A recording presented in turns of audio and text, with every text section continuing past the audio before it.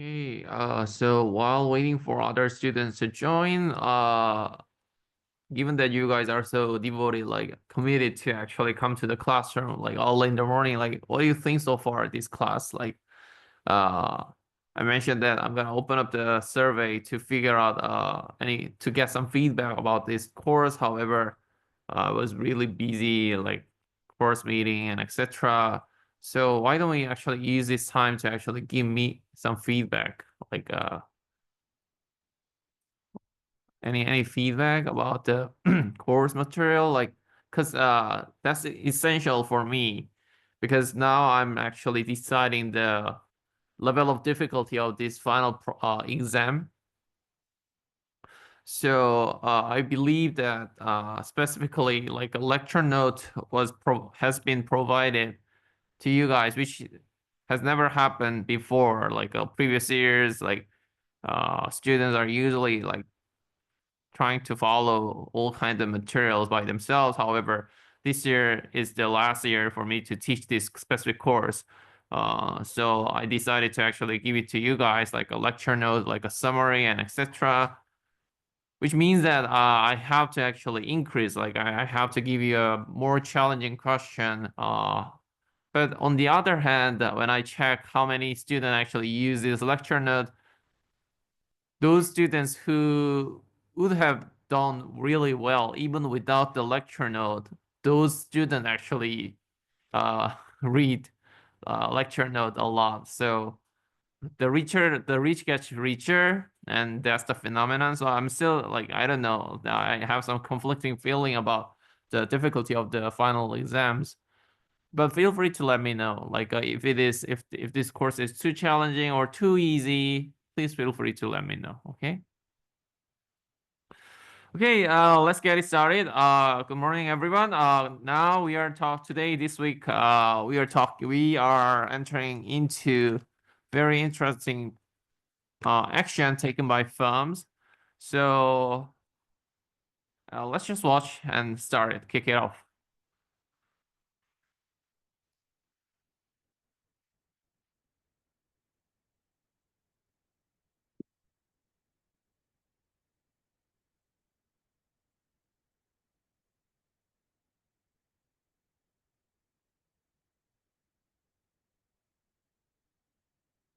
So believe it or not, some crazy scientists, computer scientists at Google DeepMind, they find that the large language model actually perform better when you ask it to take a break. Okay.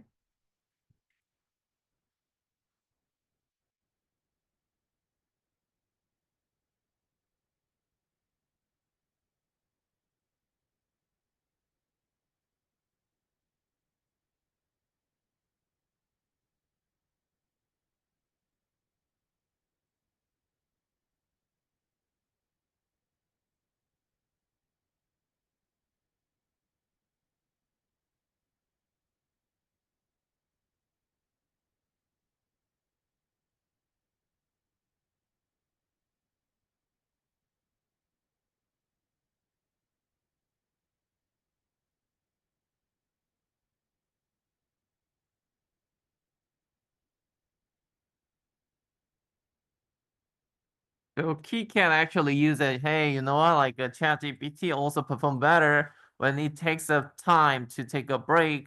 So you humans also you can also take a break. Meanwhile, you can have some KiCad, right? So now ChatGPT becomes a real thing, not in terms of like making the image or video and etc. Like a ChatGPT becomes substantively interesting. Like firms actually use some findings from ChatGPT actually in their commercial, as you can see in this KitKat. Okay. So having said that, I know you guys would be really tired, like a Thursday morning. So for those of you who participate today, I especially prepare for you a KitKat. Okay. So please consider participating more for this week. Great. Let's get it started. So where we stop is basically like a placement, right? Uh, So placement is so what is a keyword that I want you to take away is the incentive. Do you remember? Like we talked about like Alcalisa or whatever. However, one big keyword that I want you to have in mind is that look, price, promotion, product, all three, they're your own decision. However, place, you have to work with somebody else outside your companies, right? Retailers or department stores and etc. So you have to understand whether they have a same incentive to work for you. Otherwise, you're gonna be in trouble, right? So that's the big takeaway that I want you to keep in mind. Place, you have to think about incentive. So this is just a nitty-gritty stuff that I actually probably I stop here. So marketing channel is just like a set of interdependent organization, blah blah blah. But you can easily imagine like a retailer or channel members, right? So I'm gonna skip this. Channel is important. So we actually so Aqualisa, because even though they have a great product, because channel member usually tend to have a channel inertia. So they want to stick to what they know, what they're familiar with. So this is a very specific phenomenon called channel inertia. So overcoming this channel inertia very important, but also very difficult. So that's why like you guys know like a Lexus, right? Like a Toyota actually launched Lexus to appeal the premium segment. Similarly, Hyundai is trying to copy and paste what the Toyota actually tried. So the Hyundai actually launched this Genesis. However, it took more than 10 years for Hyundai to appeal this Genesis because this channel inertia. Hyundai is known for like a very value oriented customer who are looking for some cheap cars. So they actually develop all the car dealership who can sell these kind of cheap cars very well.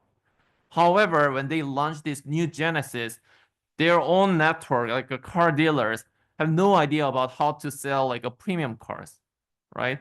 So think about it, like the way they the dealers has to sell to some mid tier or low tiers consumers would be totally different from the way they have to sell to the high end users, right?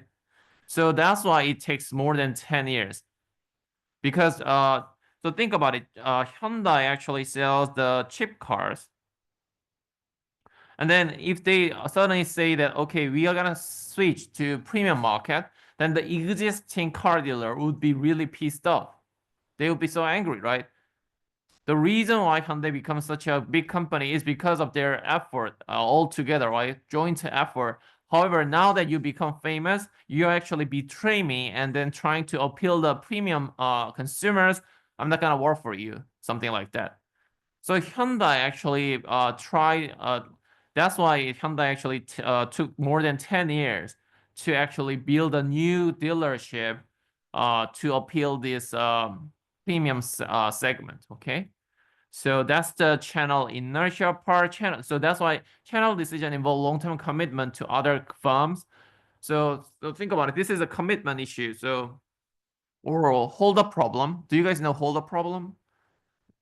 So let me explain with a layman English. So hold up problem is basically like, so think about it. When you actually dating somebody, so you have like all kinds of clothes, like from red, orange, blue, pink, and etc. However, your partner actually likes pink color, let's say. So you actually drop all the clothing in your closet, and then all the clothes that you have right now is just a pink color.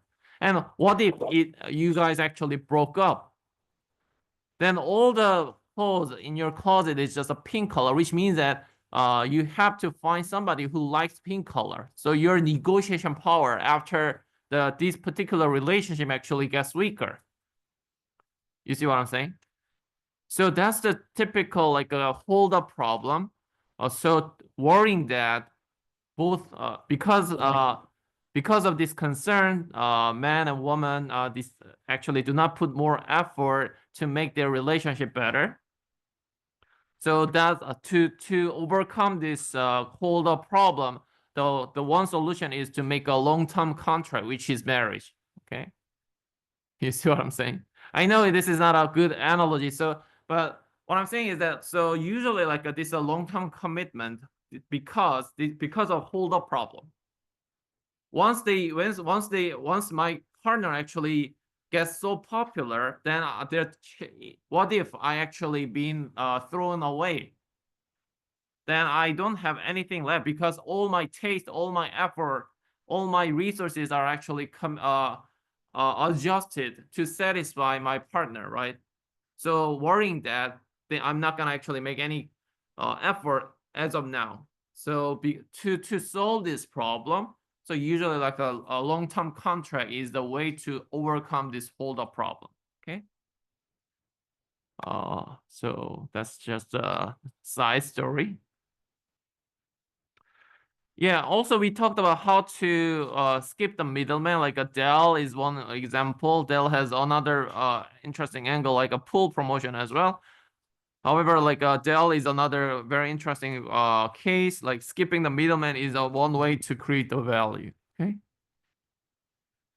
However, skipping the middleman, you have to really careful.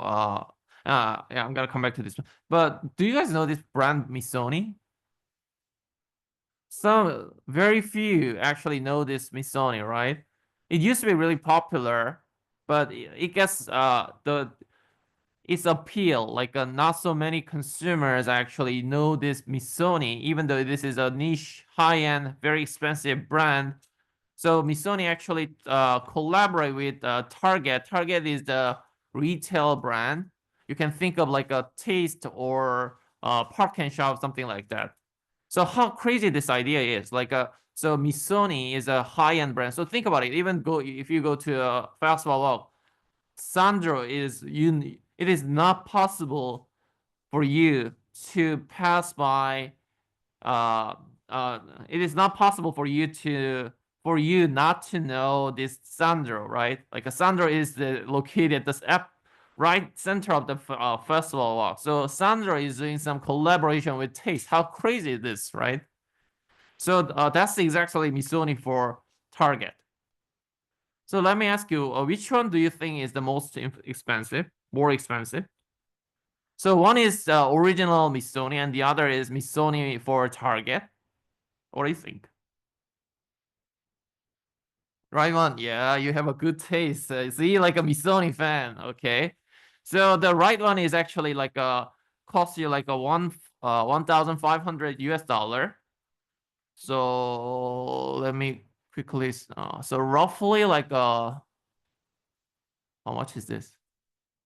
I'm confused. Okay, you can check. Okay, it's very expensive. However, in this case, like a Sandro by Target, it just costs like a roughly like a 55 US dollar. So what do you think? Why is Missoni actually do this? So think about it. Like it's a very peculiar action. Gucci actually did something similar, right? And then it failed miserably. However, what's the reason like Missoni actually do this kind of risky job, like a risky mission to collaborate some retail brand Target? Okay, so please think about it. So obvious reason is that Target actually hits it big with Missoni collection. So Target point of view, nothing to lose, right? Thanks to this Missoni by Target, the retail shop actually gets a huge buzz. So a lot of people actually come to their retail shop, so which is good. But why Missoni actually do this kind of strange action? Please think about it, okay? Then it can be your final exam question, or maybe the hint to your final exam question relatedly. Okay, another placement is so can you guess how much will you pay for this? Like there are three different products. Can you guess the price? Of course, it is not easy to guess. If you're a really sophisticated consumer that easy who can tell these brands so easily, then you can actually guess. So let me just give you like a brand name. Like one is Giuseppe Giattoni and one is Tommy Bahama and the other is Golden Goose. Probably Golden Goose is pretty, you might have heard of it, right? So it actually updates your belief about the price. So let me give you another piece of information. This one is actually sold at 1881 at Heritage Hong Kong, and the Tommy Bahama, let's say it is sold at Don Don Donkey, and then Golden Goose at Harvey Nichols. How does that affect your inference? Huge, right? So what I'm saying is that like, okay, brand is important. However, at the same time, where it sells, actually consumer can easily infer the quality because the where it sells actually the signal of the product quality. The fact that I have no idea Giuseppe Giattoni, but the fact that it being sold at Heritage Hong Kong, I probably just guess, oh, it must be a good product. So that's one of the role of the placement. Placement is not just there for fulfillment. It actually gives a lot of different function. So please take that in mind. Okay. So channel members actually create the value in a very different way. So you can just take a look at this. However, one key role is that, so look, if the manufacturer, let's say this is not a retailer or consumers, manufacturer actually talk to the consumer directly, then this is just a situation so messy, right? However, if there is a one particular player who collect all the unit to sell from the manufacturer and distribute it to consumers, then consumers can actually have some like a one-stop shopping benefit. That's one of the key role, right? Like there is a reason why these middlemen always exist. However, that doesn't mean that, so this is a quick summary of the function. So channel member actually provides something, some unique function that cannot be provided by yourself, like a financing service or contact with consumers, communication, and etc. And consumer also get the benefit to use the channel member as well. However, that doesn't mean that the channel member should be used all the time. So we talked about briefly like a Warby Parker, right?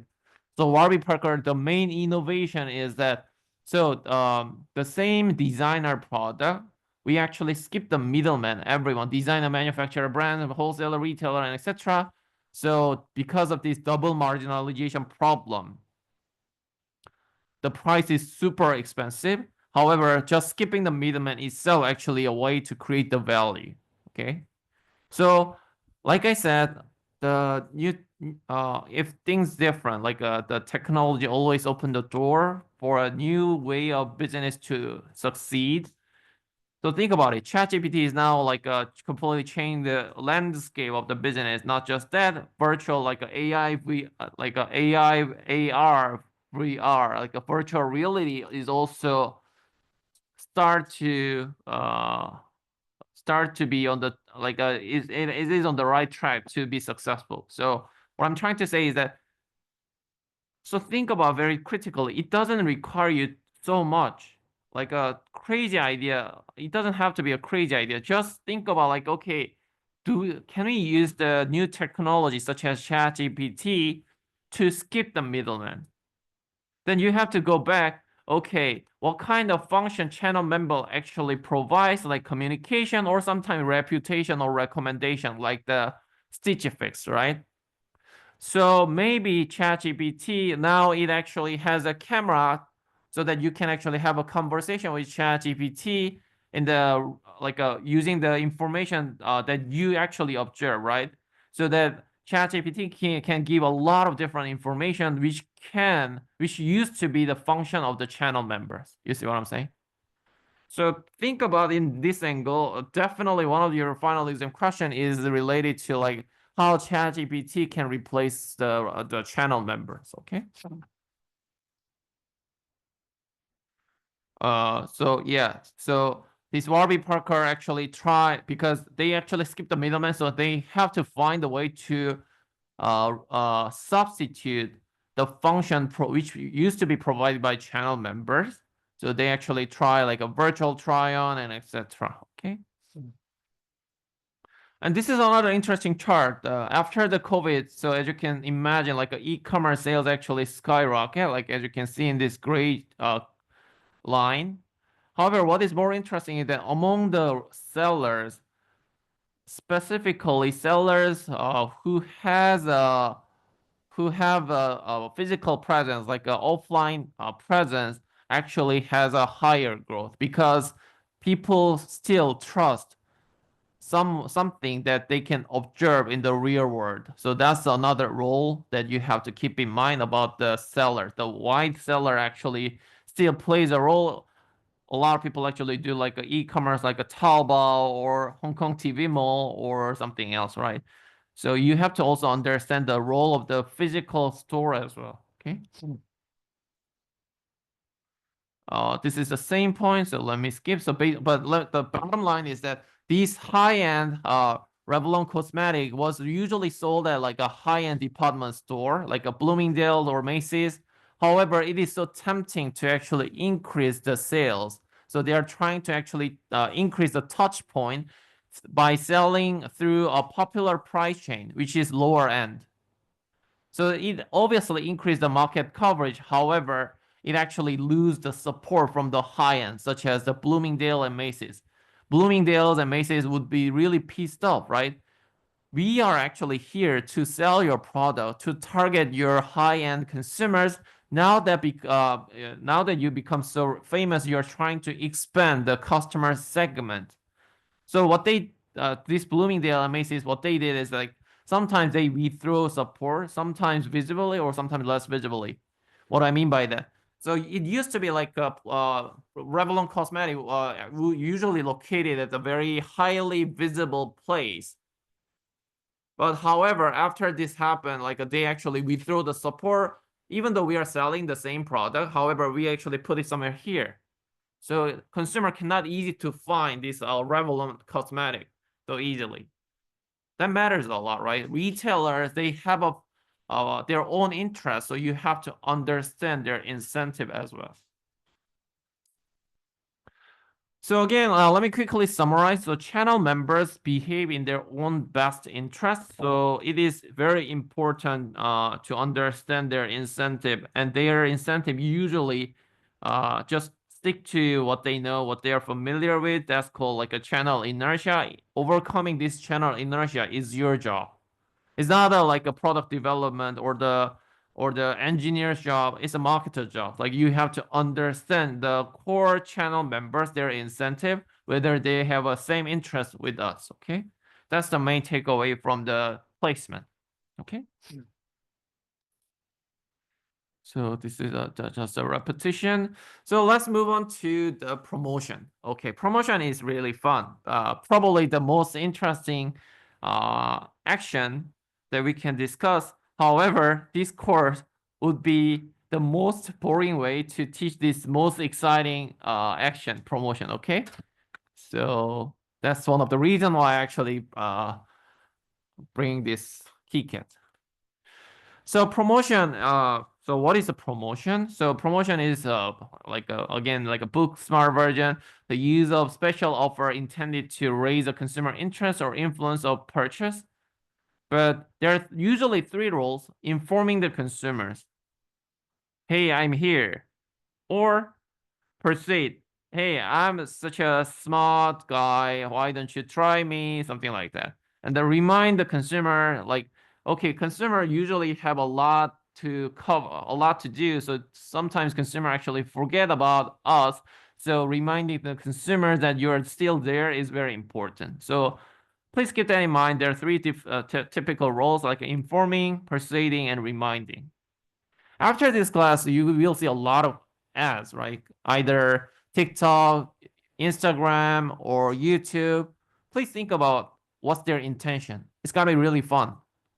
So trying to do the reverse engineer, like if you see some ad from Instagram, what's their intention and what's their target customer and why do I see this ad? Okay. So promotion, there are the two different part. One is the communication, which we usually call like an advertisement or PR, and the other part is the sales promotion. So we're gonna come back to this sales promotion because the sales promotion is somewhere between like a promotion decision and the pricing decision at the same time, like a coupon, rebates, and etc. Okay, but this week specifically, we are talking about the communication. Okay, so let's dive into the Intel Inside campaign. So what do you think? How many of you have heard about Intel? Not so many, right? That's one of the reason why Intel has a big crisis right now. So let me just show you the Intel Inside campaign and let's discuss all together why they do it and why it is known to be the most successful advertisement in the advertisement history. Okay.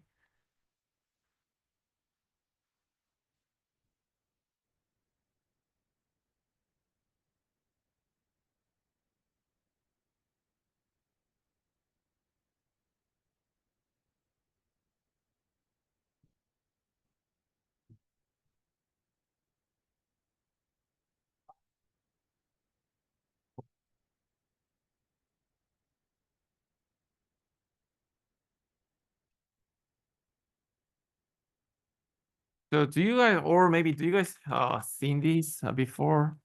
So, oops. I know Intel would not ring a bell, but how about this?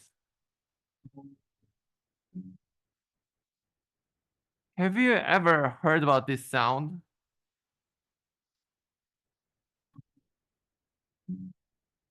It is so annoying, right?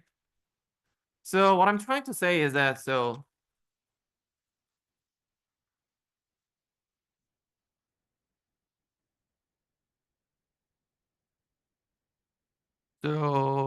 here.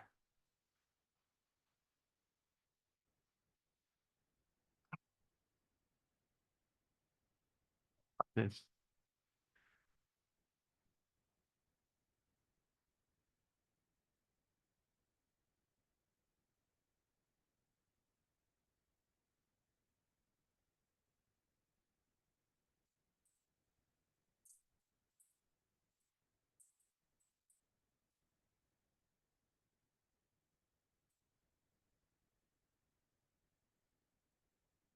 So around this period, we are going back to 2000 or early like the 1990s when PC started to be introduced to all the households.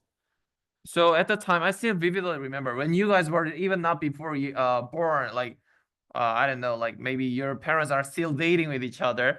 So back in time, like I still remember whenever I actually turn on TV, a lot of like PC brand actually do this kind of advertisement. Dell, HP, IBM, Apple, they believe that this is a future, like now, like a smartphone, or maybe if you think about the quantum computing. Some guys believe that okay, quantum computing is the future. So let's say out of sudden, like some crazy scientists actually develop a way to develop a quantum computing that any household can actually use. Then a lot of different companies, like different brands, actually started to advertise. Right.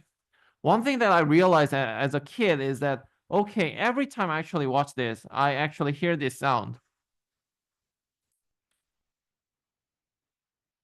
Not just Dell, almost everything. Let me just search. Chinese PC commercial 2000.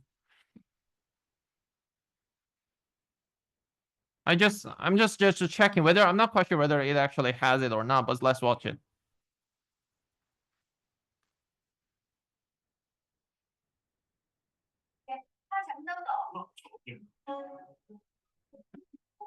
See, every single PC brand at the end of their commercial, I can hear this annoying sound. It's like a Don Don Donkey. If I go to Don Don Donkey, oh my God, stop saying the logo song, right? So similarly, like Intel actually do this kind of job. So let me just watch it again. Gateway is another PC brands. So anything. Yeah.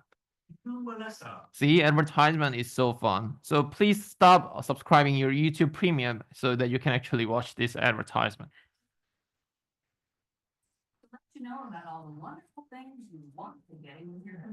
So Gateway is another PC brands, PC manufacturers.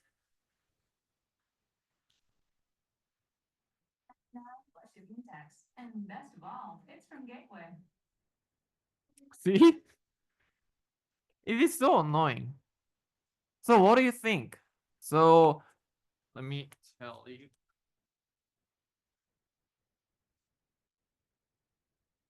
So can you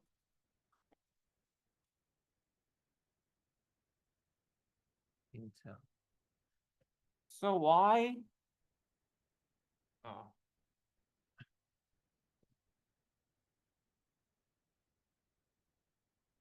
So let's get discuss why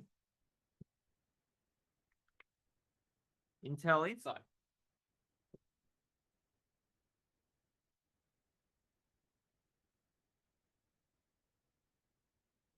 Oh, I have to use it because some of your students unfortunately got injured. So actually, this course is being recorded right now. So please say, especially today, like please speak a little bit louder so that for those of you guys who actually joined through Zoom can actually hear that. Okay. Anyhow, what do you think? Why why Intel initiate this kind of commercial? So think about it. Even now, can you name any company? Let's say we are actually making some component of the refrigerator. So we are basically selling the component to the like electronic companies like Xiaomi or Samsung, LG. But can you name any company doing this kind of advertisement? Not so much, right? Usually B2B company, they're not actually spending so much money to do this kind of commercial. However, whatever reason, Intel actually do this. Intel Inside campaign. Intel is a pure B2B company that sells CPU at the time to PC makers. And these PC maker like Dell, HP, Apple, IBM, they sell their PC to end users, consumers like us. But think about it, this purely B2B company doing this kind of a commercial, I never heard of it. Even now, it is really rare. So think about it, like a refrigerator. Do they actually some B2B company providing the component to the refrigerator? Do they do this kind of commercial? Probably not, right? Then you have to ask yourself, why Intel actually initiate this commercial? So what do you think? Why? Any idea? Yes, Wendy.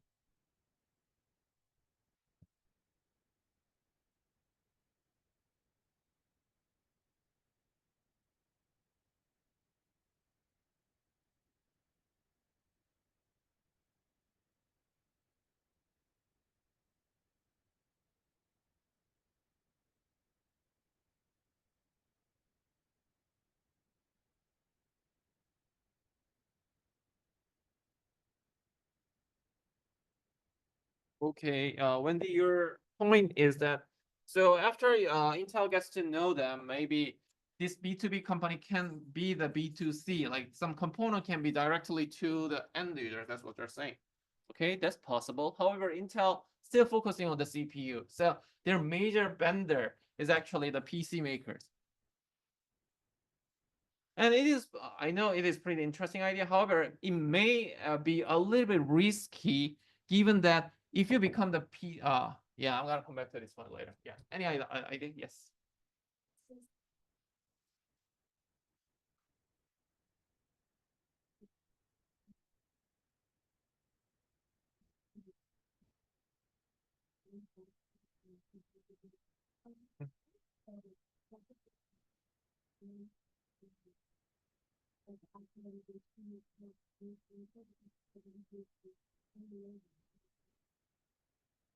Mhm. That's good. So end user, who are they? So we are talking about like late 1990s to 2000. So when PC becomes a thing, but however, this is a completely new product. So consumers are really confused about what is a good product and what is a bad product. And not just that, the PC, the price is super high, super expensive. I still remember my mom and dad actually had a really fierce fight over whether we should actually need this kind of PC when I was a kid, because it is a real huge commitment. Oh, it is being recorded. Sorry, mom. Okay, I shouldn't have said that. Okay, so okay, end users, they are really confused. So slow adoption, slow adoption. Well, why this is a problem? Maybe Intel can wait.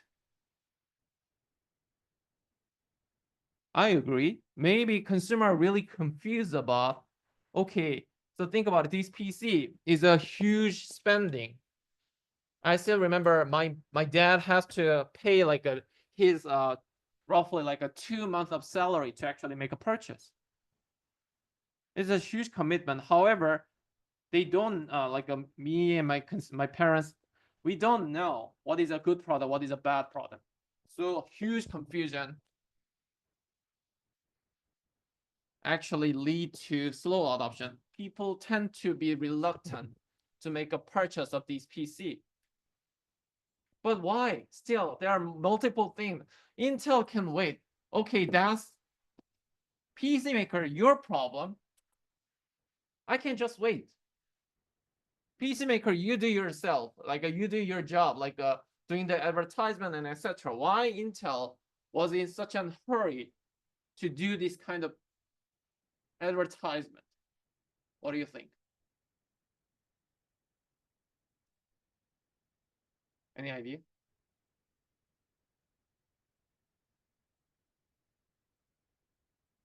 You see what I'm saying, right? One reason, very interesting, okay, slow adoption, that's a very nice starting point. I agree. However, maybe they can wait. So going back to your final project. So I know I was a bit aggressive during the feedback session. Please take my apology. I'm not I didn't mean to scold you, or but my intention is that just trying to push you a little bit further so that you can actually think outside the box. So likewise, so okay, we tend to take it for granted. However, they can actually just wait. So one way to do your final project is to think about the alternative scenario or counterfactual thinking, so that if they what we observe is that just this path, which is realized, right? However, if you see the Avengers, Doctor Strange actually think about many different scenarios, and then that's the only path, right? Similarly, I want you to think about, okay, there are multiple different possible scenario of your focal company. That actually gives you a chance to think deeper, strategically. Okay, going back, what do you think? Yes. Whenever they end users saw the and they will remember the sound of insect, right? And then whenever they think end user wanted to purchase a computer, they may you instantly think about Intel, and which makes the PC makers to require the chips or the CPU from Intel. And if that is their buying power or establish their position in this industry. Okay, okay. Please hold on the thought. I'm gonna come back to your point pretty soon, but you're on the right track. Okay. Yes.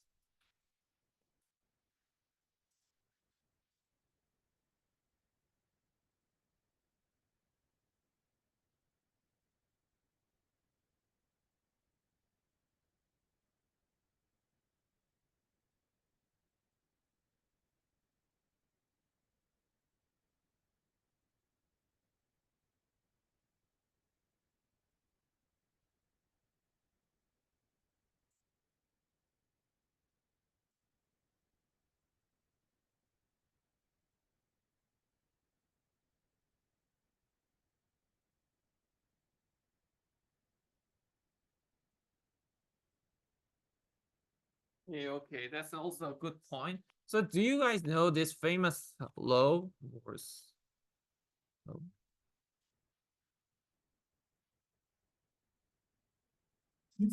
Advertisement, I love it. Thank you.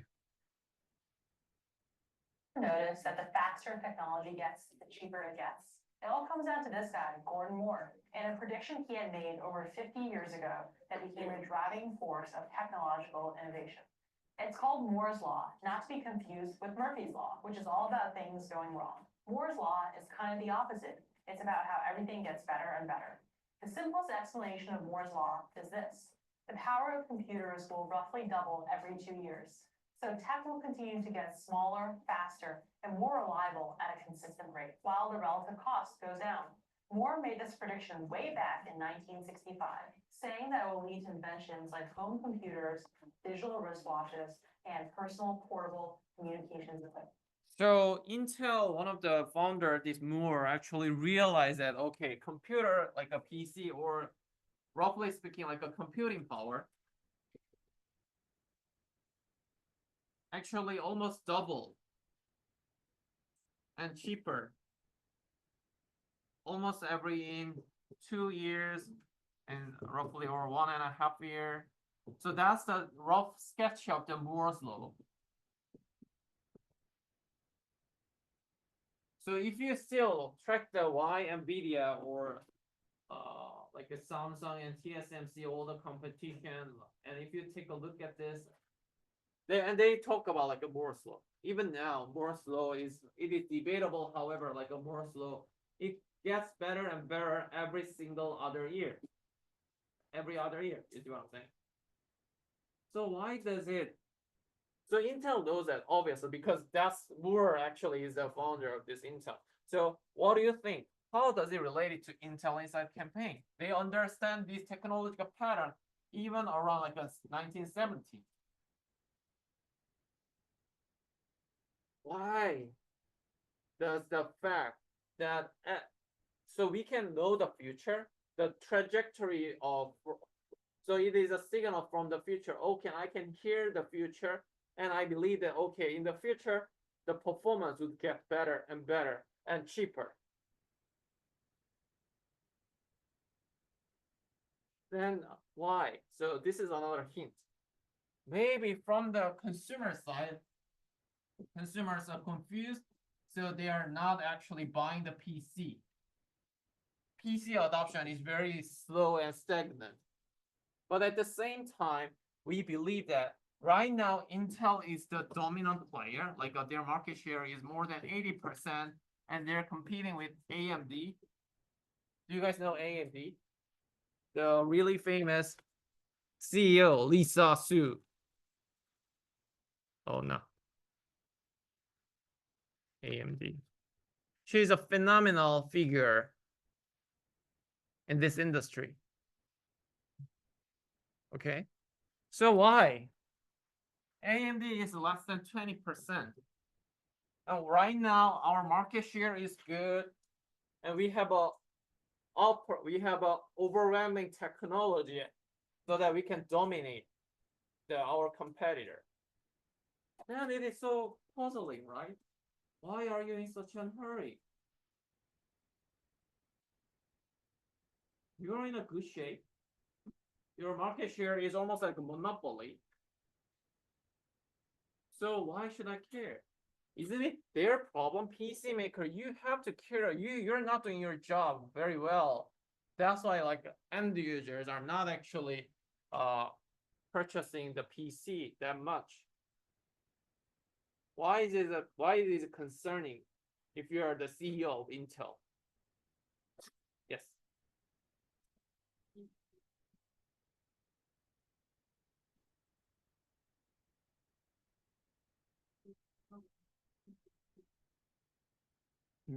Not much time. Okay.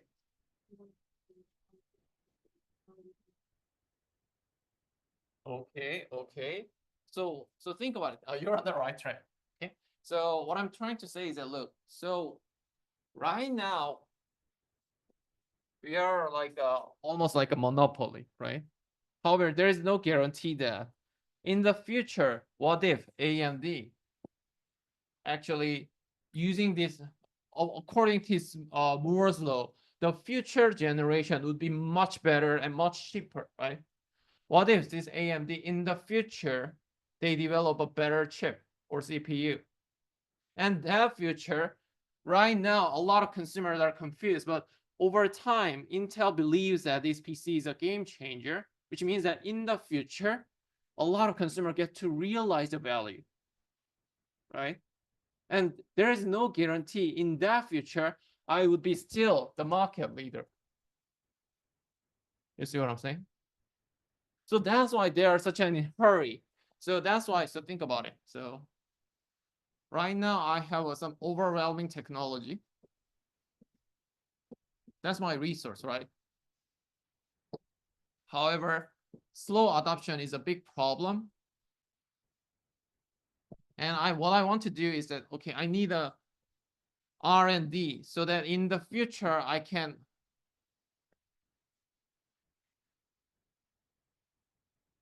I still maintain the overwhelming technology. Even in the future, I'm gonna be a strong guy who can compete with AMD with the strongest sword. That's what I'm saying. However, to do this kind of R&D, we need huge money right now. So think about it. This is an upfront cost. This is you have to understand this business, even though I know this is a boring business to some of you guys. However, I believe that now AI becomes a thing. Just a one step, just a small understanding about this industry would give you a chance to be ahead of others. Okay. So R&D, like it requires a billions level of dollars. So to do that, they have some quick scale. Quick scale. So one of the reason is that, okay, right now a lot of consumers are hesitant to make a purchase. That is not good, because right now I need a lot of money to maintain our future competitiveness from the technology. To do that, I have to invest the money right now. That's one thing. Another thing is also related to one of your mentioned is it is a durable goods, right? Once they actually, I'm sorry, once consumer actually make a purchase, it gives a lot of benefit over the time, roughly like at least like 3 years or 4 years, right? This is a huge commitment to the household, so they actually try to use as much as possible. So maybe those consumer who already make a purchase would not easily switch to AMD because they already make a purchase, right? Altogether, Intel has an incentive to educate the consumers right now. You see what I'm saying? So back to the previous framework. You guys know search good, experience good, credential good, right? Let me just emphasize multiple times. So this is your final exam question. Definitely one of your questions has something to do with this framework. Such good is the product where the true quality can be assessed or understandable before making a purchase. Experience good is like a product or service. The true quality would be realized or assessed only after you actually make a purchase. So I told you like this is a laptop and the restaurant, right? And credential good is more like a doctors, like or the doctor service. Even if I get it, I have no idea whether I get the good service or not. So this is the current snapshot, but right at that moment, most of people to them PC is more like a credential good. So if it is a credential good, you have to do education. Hey, I know you're really confused whether you get the right product or bad product. So the firm used to actually engage in this kind of education so that consumer can actually understand the value so that at least it is a experience good. Okay. So having said that, do you find something interesting from the previous advertisement? So now we understand that why Intel actually engage in this advertisement activity, even though it is a pure B2B market. Then let me ask you again, why Intel do this two different ways? So what I'm trying to say is that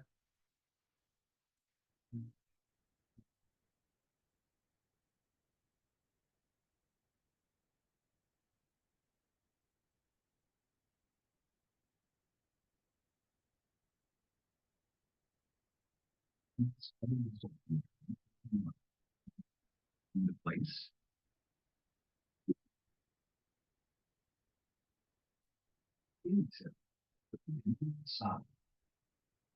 so they talk to the consumer directly, which makes sense. At the same time, they do this, right? Or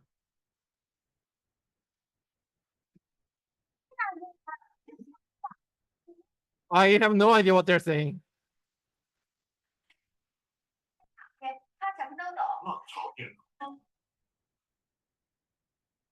So it is about implementation. So this is about why. And now we are talking about how.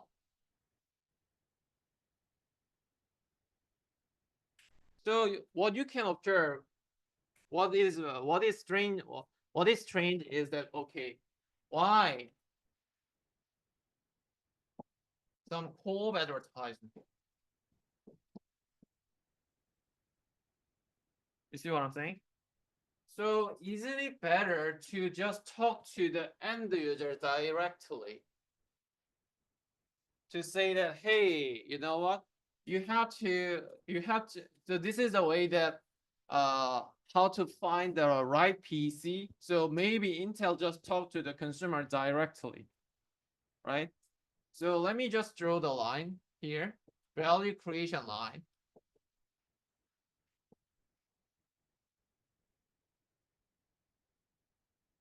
And this is supplier. And let me do some tweak here. Now, so from the perspective of PC maker, this is a PC maker. Like IBM. I know IBM to you guys is more like a consulting company, but back then IBM is a major player to produce the PC, and Dell, HP, Apple, and etc. There are more than 2,000 PC makers because it is so easy. So all you need is actually collect all the component, and then you can actually assemble. Because there is no entry barrier. So a lot of PC maker actually emerged, like a Samsung, LG, so many like a. So my question is why? Why they actually just talk to the consumers? Why they actually get the help of the PC makers? So this is one of the most successful co-op advertisement in the history. So usually, so think about it. Intel gives some money to support. Hey, PC makers, when you actually do the advertisement, I'm gonna actually support your cost. And in return, so this is Intel to PC maker, I'm gonna support your advertisement activity like a Dell or this Chinese wave computer. And in return, what you have to do is that logo. At the end of that, you have to put the logo and the sound, right? In some sense, it makes sense because, okay, now Intel actually support the PC maker, so the PC maker can do the advertisement more. Well, why? Why this is convoluted way? Why this is? Isn't it better to just spend the money directly to the consumer so that they can educate, they can actually deliver? So this is a direct advertisement. And this is a indirect way, right? What do you think? Why they actually chose this path? Isn't it better to spend every single dollar to establish their brand? What I'm saying is that instead of saying nothing here, so annoying. When I was a kid, I was so annoyed. Oh my god, that's so annoying. Like every time, like that sound. Isn't it better to just talk to the consumers like this without that sound and logo? Intel directly talk to the consumers that they are the best. You see what I'm saying? Why? Yes.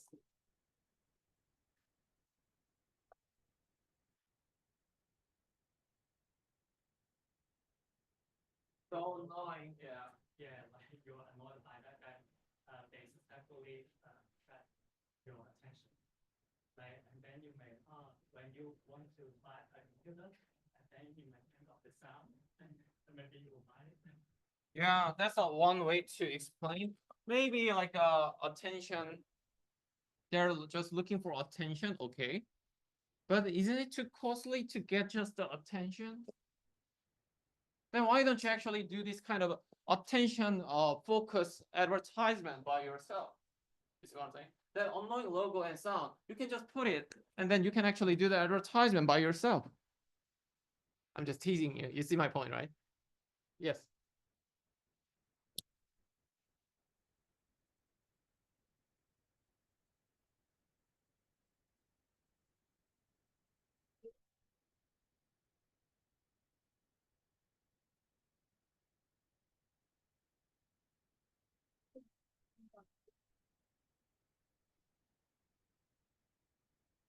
So yeah, trying to associate these two, but why? Why it is necessary? Yes.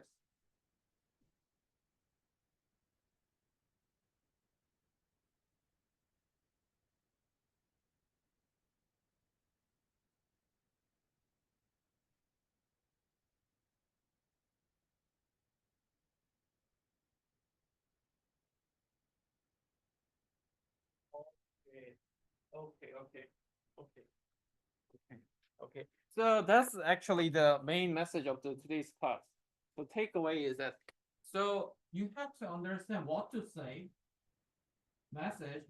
However, you have to always think about how to say as well. So message content itself matters. However, at the same time, so this class, the one takeaway, you can take a sleep after listening to this main takeaway. So promotion, what I want to emphasize is the credibility. You see what I'm saying? So you can, people tend to think about how to create the right message, the content itself. However, how to say it is also very, very important. So think about it. At the time, anybody can actually argue that, okay, you have to check CPU or hard drive or the different, so there are many different parts in the PC, right? Different part, different component, like a different supplier would like to say that, okay, now consumers are so confused. Hey, you know what? I have to, this is the component that is most important for PC. Anybody can argue that. You see what I'm saying? Uh, so this is for credibility.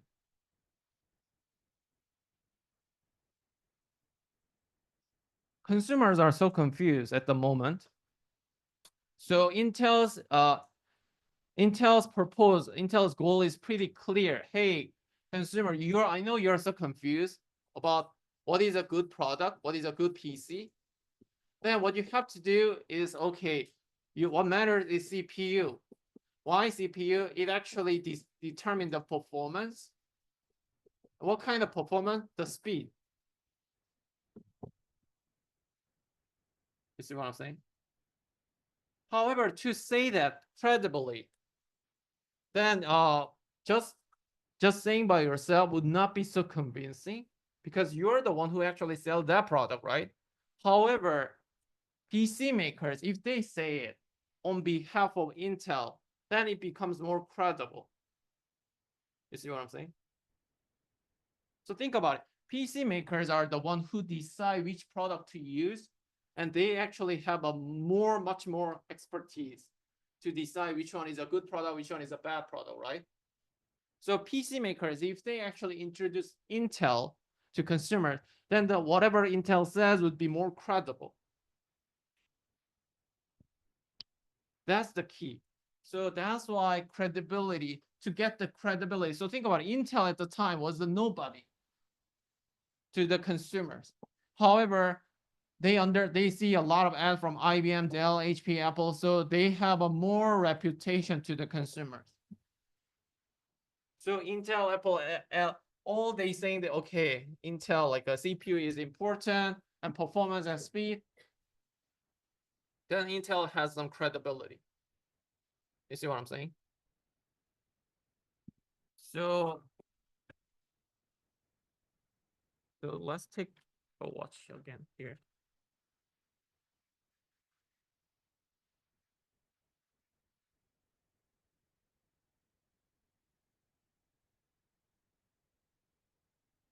Sure. Oh, where is it? So okay, I just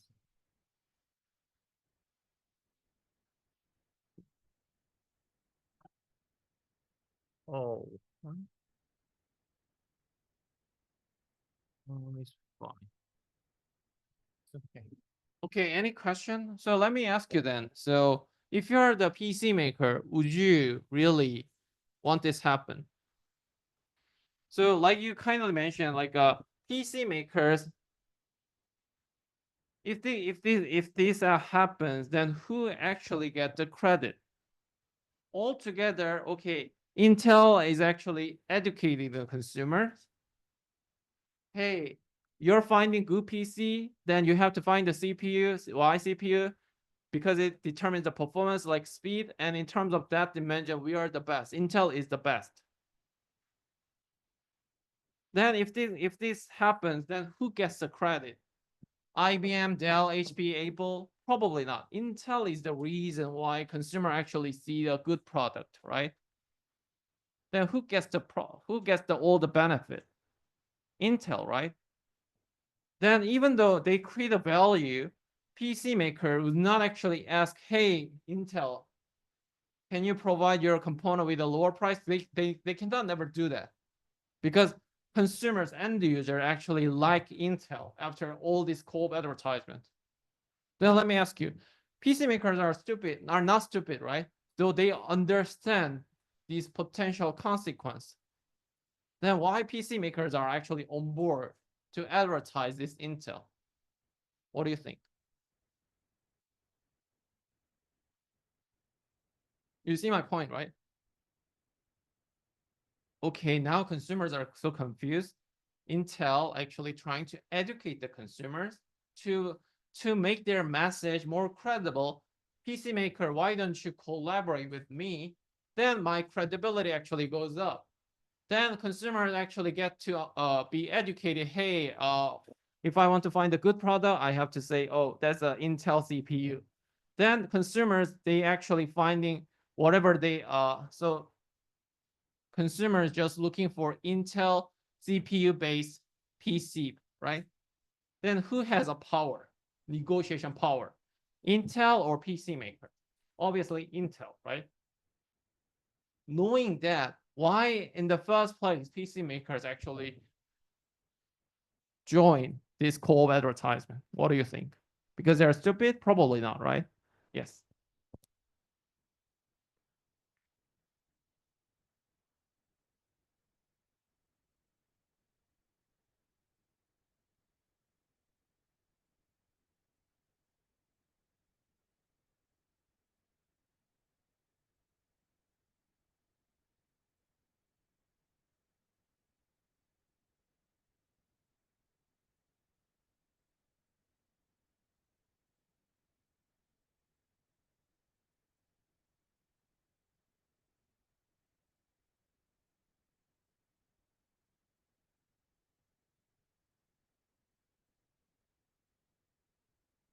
in a nutshell, maybe their incentives are quite aligned, right? So we are not focusing on the negotiation part. Somehow, what you're kind of suggesting, hinting is that consumer willingness to pay will go up if they are actually collaborating all together, right? Because right now, do you remember like a primary demand? Consumers are so confused because it is an introductory stage. Maybe their incentives are quite aligned at the moment. Because if somehow we get the money from Intel so that we actually do more advertisement, even though these would be a little bit concerning. However, at the same time, consumers actually have a higher willingness to pay because they can find the good computer through Intel logo. So that maybe in that sense, PC makers and Intel, their incentives are pretty aligned. That's what they're saying, right? Any other point? Another interesting point is this.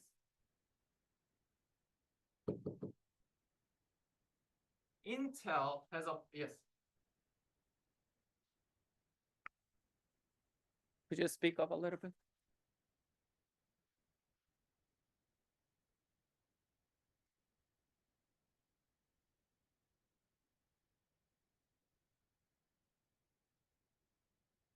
I see. So right at the moment, who has a power? Intel. Intel has a market share, not just that. In terms of, oh, I re-raise it. In terms of the technology performance, Intel process is the best.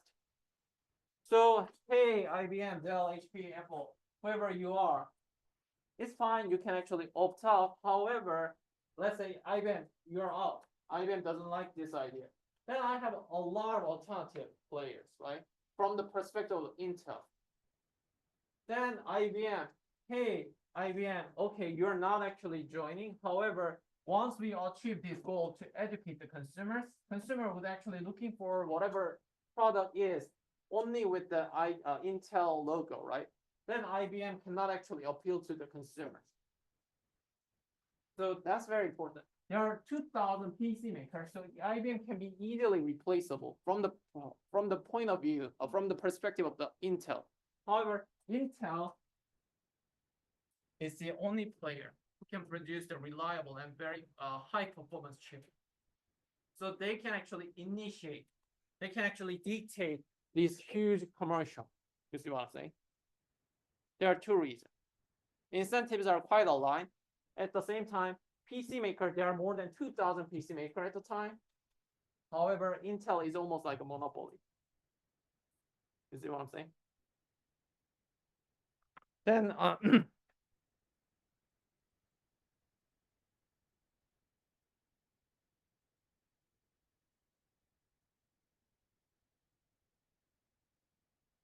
so then let's discuss about this one.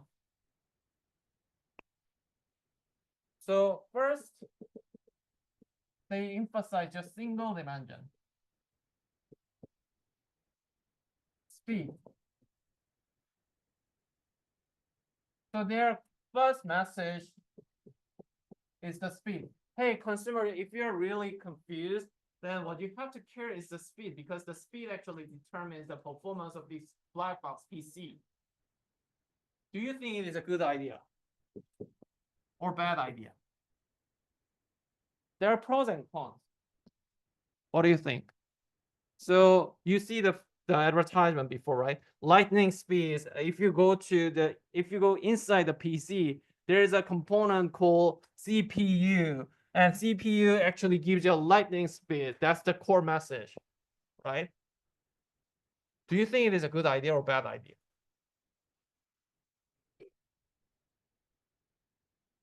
So far, so good, right? I'm just actually walk you through why Intel decided such an interesting action, why they actually chose this indirect way of advertising. Now we are talking about the message itself, message content. They first emphasize a single dimension speed. Why? Any idea? Yes.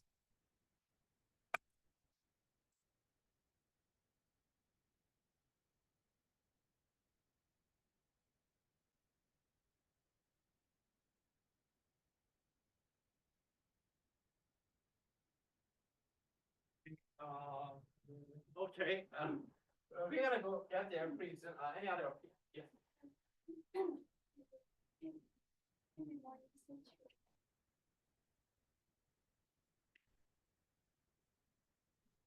Yeah, easy to understand, right?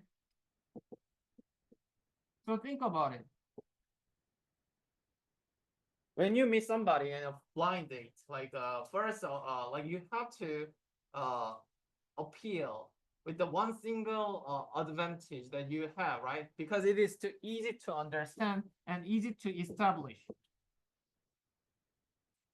or verify. So far, so good, right? Speed, speed, speed. Okay, it is so easy to understand and easy to verify, easy to check. What's the downside? Any opinion? Yes.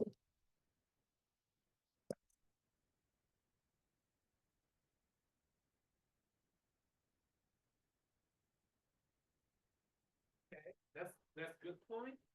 So maybe they mistarget consumers who doesn't care about the speed. That's good. Yes.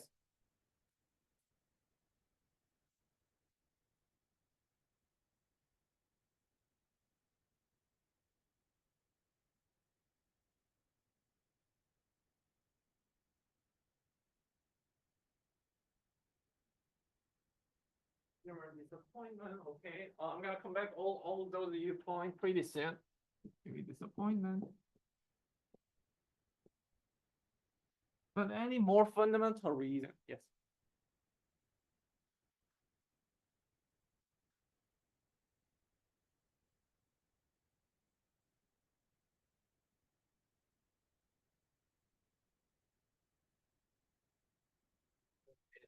Why do you have to care about the competitors here?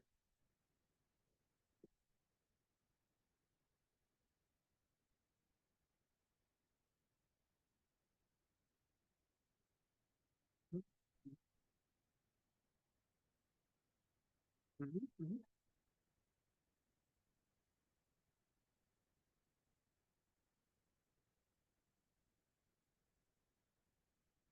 Okay, you're very right. Let me be very clear. Intel is not selling the PC. Intel is the selling CPU to PC brands. You see what I'm saying? So let me do a little bit adjustment, but you're right. You're on the right track. So think about it. If you educate in that way, it is vulnerable to competition.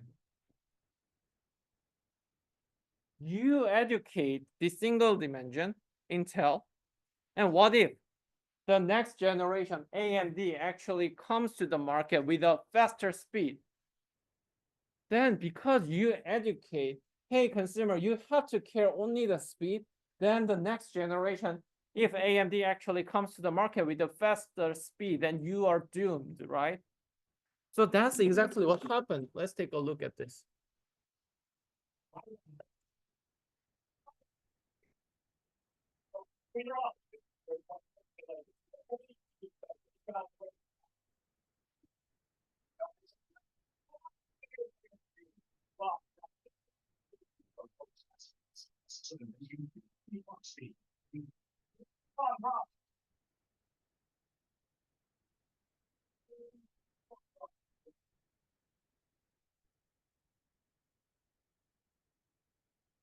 You see what I'm saying? So single dimension, if you emphasize just speed and speed, then it is so easy for competitors also backfire. Because if they develop, so think about it, if I'm the AMD, all I care would be the speed. There might be multi-attribute, right, in the CPU. However, because the Intel actually educated, hey, consumer, you have to just care about the speed. So that's why they actually do this AMD actually do this commercial. You see what I'm saying? So if you see that, then you can find so many interesting part here. So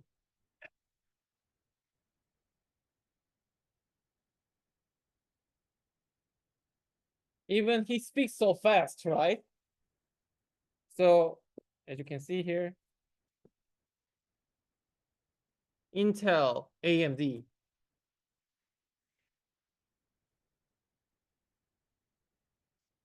So if you use Intel, this is super slow. However, if you switch, so this guy actually struggling with the Intel processor, right? So that's why he actually bumped into this train, but there is an option to switch to AMD. So that's that's the thing. Then let me ask you, if you're the Intel, that was a really serious challenge by AMD, I still remember. What did you do if you're Intel? Now we actually educate the consumers to focus on single dimension speed. And then the new guy, AMD, actually comes to the market with the faster speed because it is too easy to verify, easy to communicate, right? So speed, like you can easily find the benchmark. Even now, smartphone industry, you can go to Geek Score, what's it called, like a Geek benchmark. So you can compare which smartphone is the best, right? AMD is faster. So what did you do? Yes.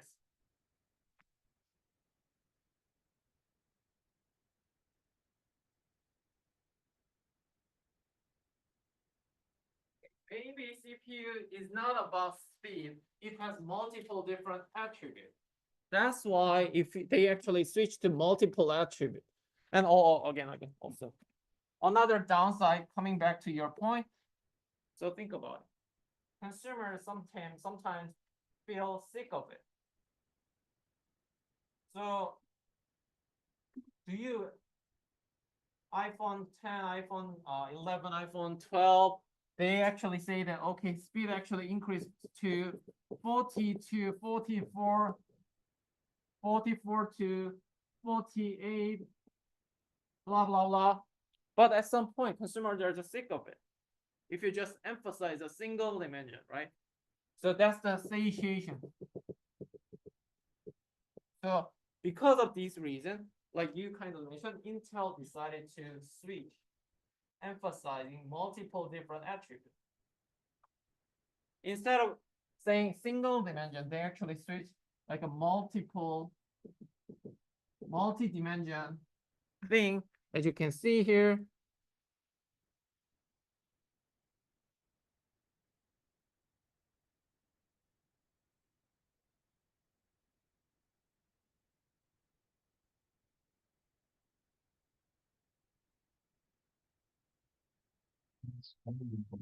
So it basically saying that it is not emphasizing the speed. If you have an Intel processor, it is well compatible with the software. So they are not actually emphasizing the speed. And at the end, they actually switched to very vague benefit based message. So you guys probably know this. Let me check.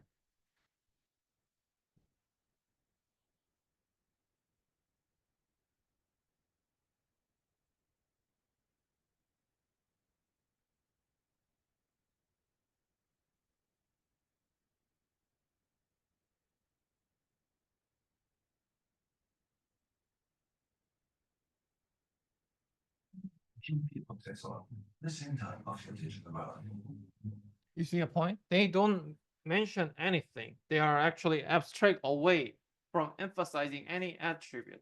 So this is a typical pattern in the advertising industry. If you're nobody, then they started to usually emphasize single dimension. But because of this reason, over time, company actually switched to emphasize multiple attribute, and also eventually they just emphasize the benefit, very vague message. Okay, that's the typical pattern in the industry. You see what I'm saying? Okay, so let me let's take a look at this and take a short break. I know it is tough. So you think this is an old problem, right? Because I'm the old guy bringing some old cases. However, it's not true.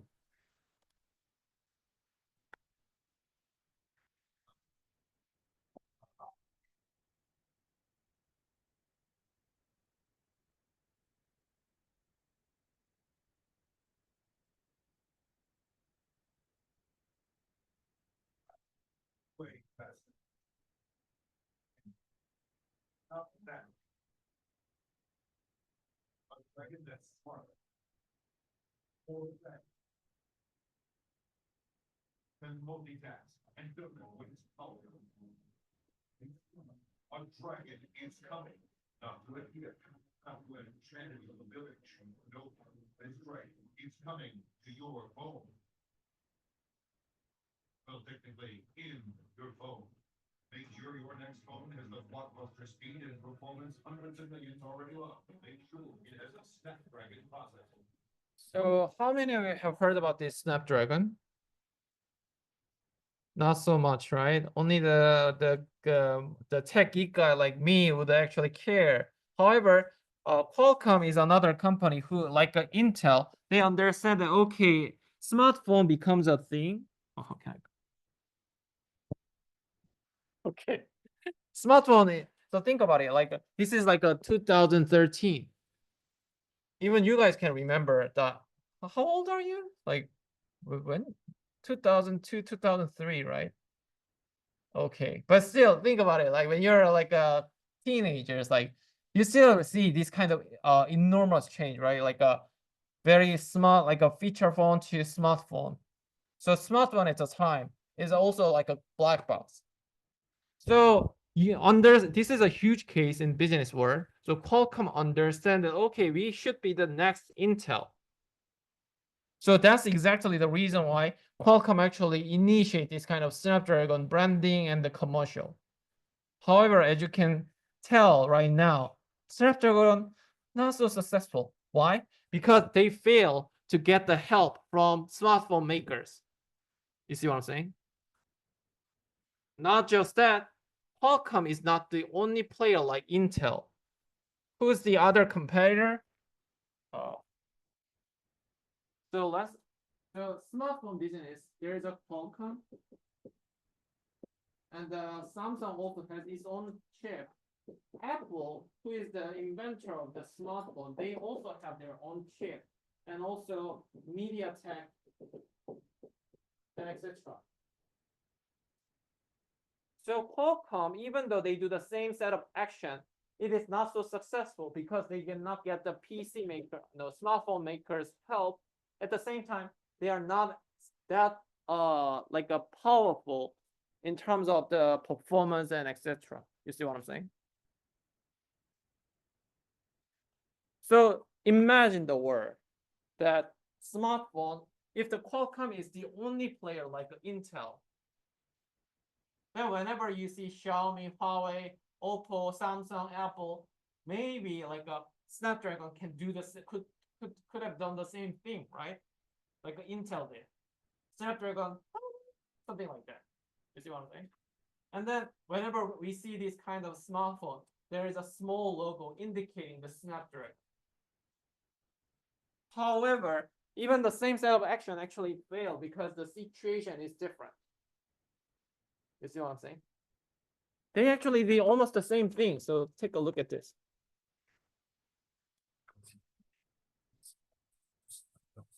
About that special player makes you feel something. Reaching levels you never forget.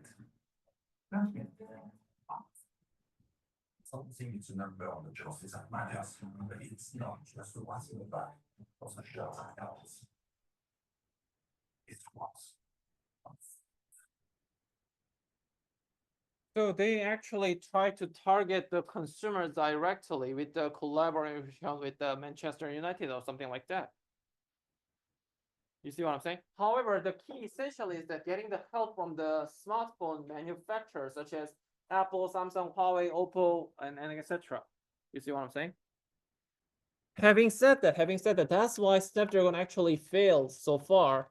But things might be slightly nowadays. Things are slightly different. So please take a look. This is just a 1 year ago, like a Snapdragon Summit, which is the conference or workshop. Please take a look. And this is why people are really falling in love with Snapdragon is about the incredible devices that we can build with this technology. But you can only see that through in the hands of the incredible devices that our partners built.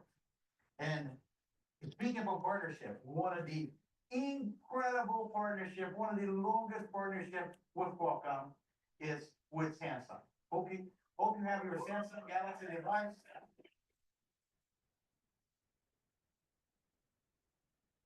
So Dr. T.M. Rowe, which is the CEO of Samsung Mobile, and I have been partnering for over 30 years. 30 years. I think it's showing how long. I think we're both much younger than probably we're kids, but it's been a great journey of making technology a reality for consumer. Let me remind you, Samsung is the top global. So this is one of the Samsung president, like the role at the time. And then that's not the point. Samsung has been a long relationship, but what matters is that Samsung actually failed to achieve their own chip is called Exynos, but Exynos actually failed to do the R&D. So that's why Samsung actually decided not to use their own chip. Samsung decided to use the Qualcomm Snapdragon fully. So Qualcomm from perspective, oh, Samsung, you finally dropped your own chip. Welcome back to my territory. Not just that, please take a look. The same summit. Same differentiation against everyone else. We will have a lot more detail on our CPU configuration and our deep dives with demos later today. Of course, we're not the only ones who are excited about Snapdragon 8 Elite and all that it brings to the next flagship smartphones. I'd like to welcome Adam Zhang, SVP and President of Xiaomi, to tell you more.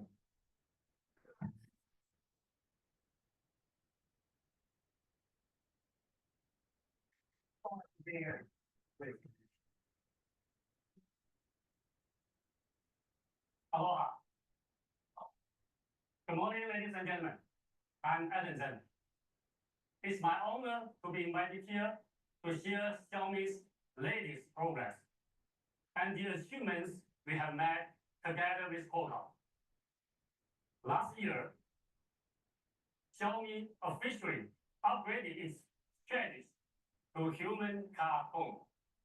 So you can, this is really fun. Like now things are slightly changing in this landscape. So Qualcomm maybe have a chance to appeal the Snapdragon. First reason is that like AI becomes a thing. So that even the smartphone, like a key differentiating factor is whether this smartphone has an AI function or not. To run this AI function, what matters is this kind of performance a lot. So that's why Samsung and Xiaomi and all kinds of Huawei, Oppo, they actually talk to the Qualcomm. Okay, so maybe in the future, Qualcomm may have a better advantage to position their own product Snapdragon, like Intel Inside did. Okay, so let's take a short break, and we're gonna continue our session at 10:45. Okay.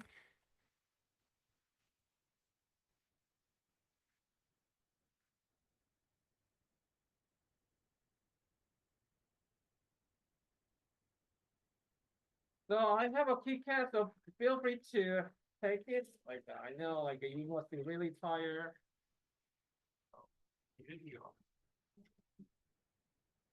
Oh, just a few bucks, okay.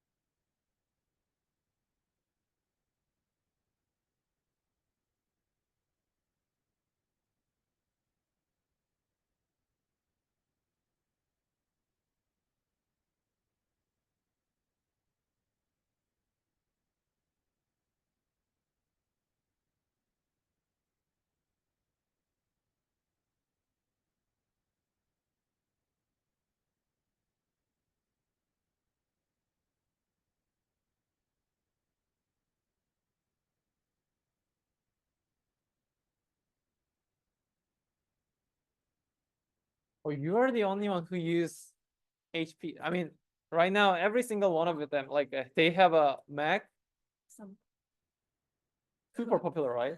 yeah, but mine is secondhand. Oh, I see, I see, I see. Wow, like, okay, sorry to bother you. Almost everyone, right? I've never seen this before. I see, gotcha.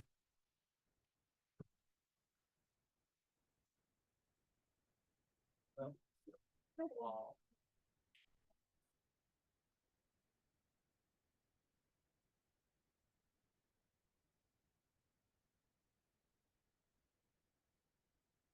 Please.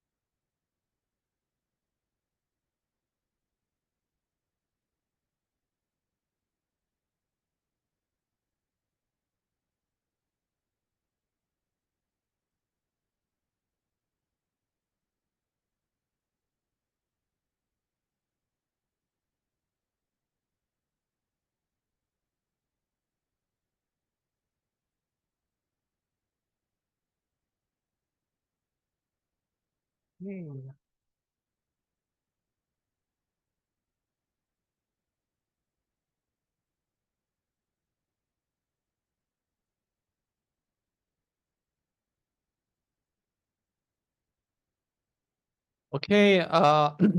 sorry, let's get it started. So I believe that you guys remember that I actually played this video at the first class of this course. So please take a watch.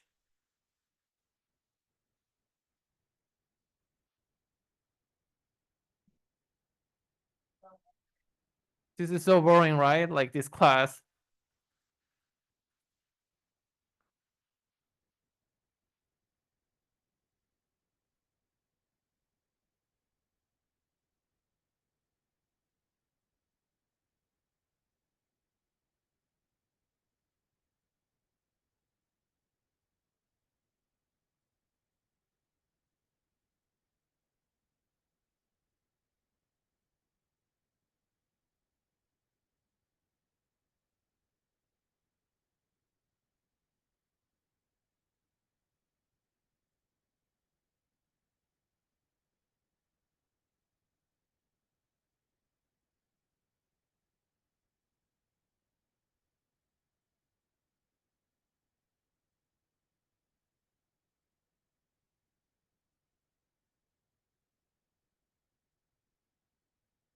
What do you think? This was the final exam question from the last year. So I asked the students like, okay, in this video here and there, what you can find is this logo here, right? So please take a watch again, like to figure out how many BMW, oh no, Mercedes-Benz actually show up in this movie, in this video. This is about Dolby Atmos system.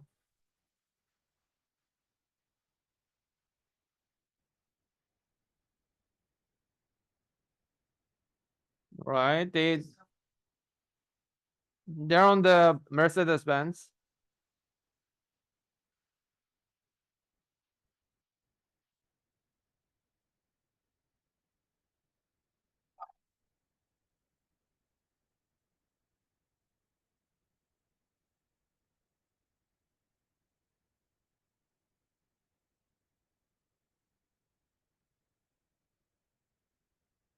This car is also Dolby. I don't know, Mercedes-Benz, right? As you can see here.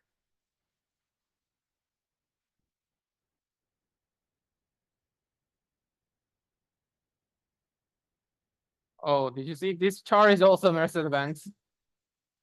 So I asked my students last year, like, why Dolby actually gets the help from Mercedes-Benz? What do you think?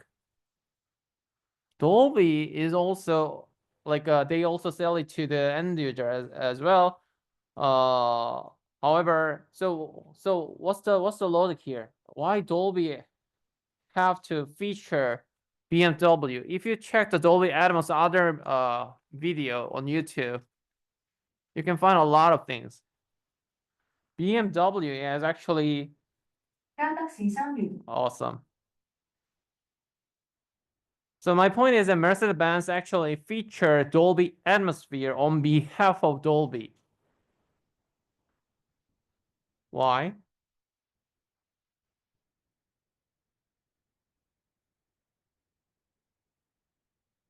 Mercedes-Benz now feature Dolby Atmos music for cars. Yes.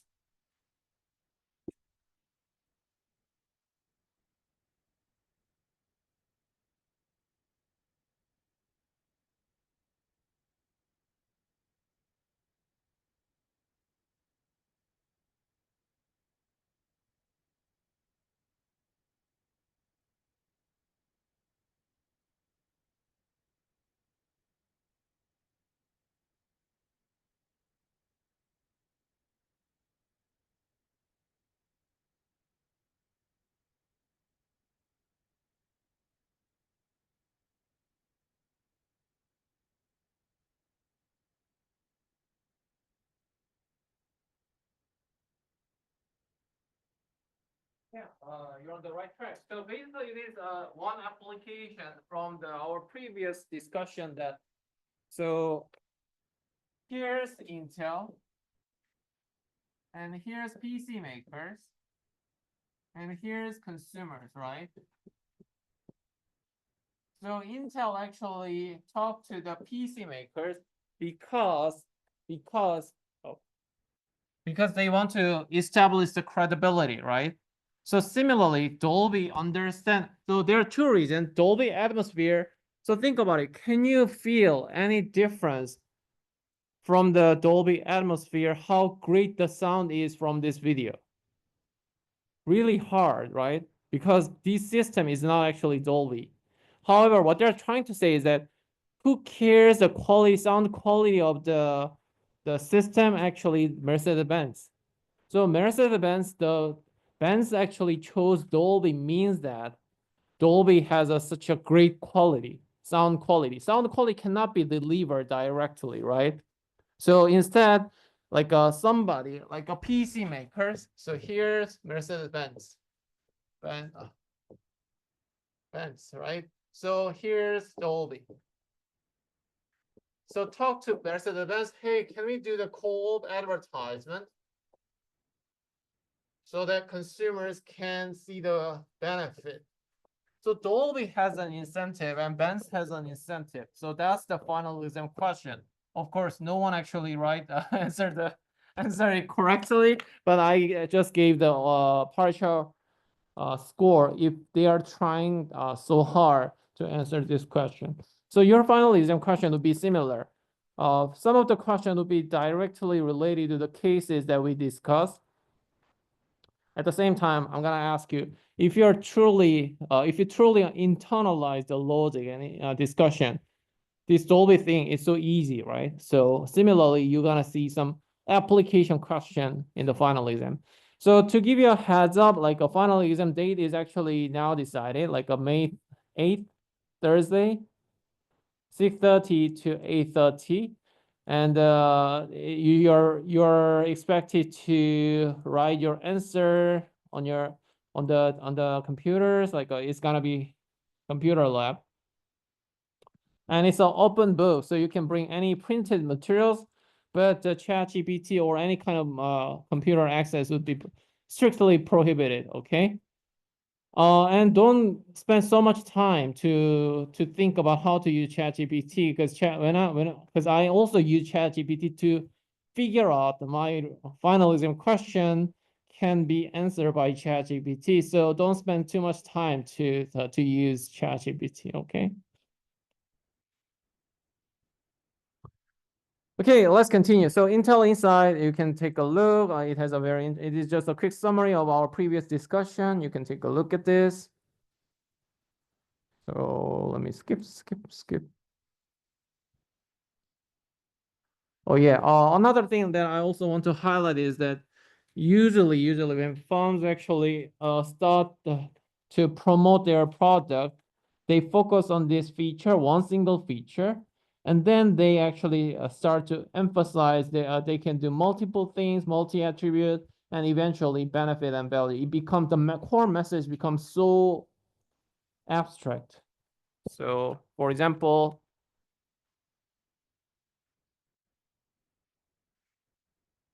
Dove.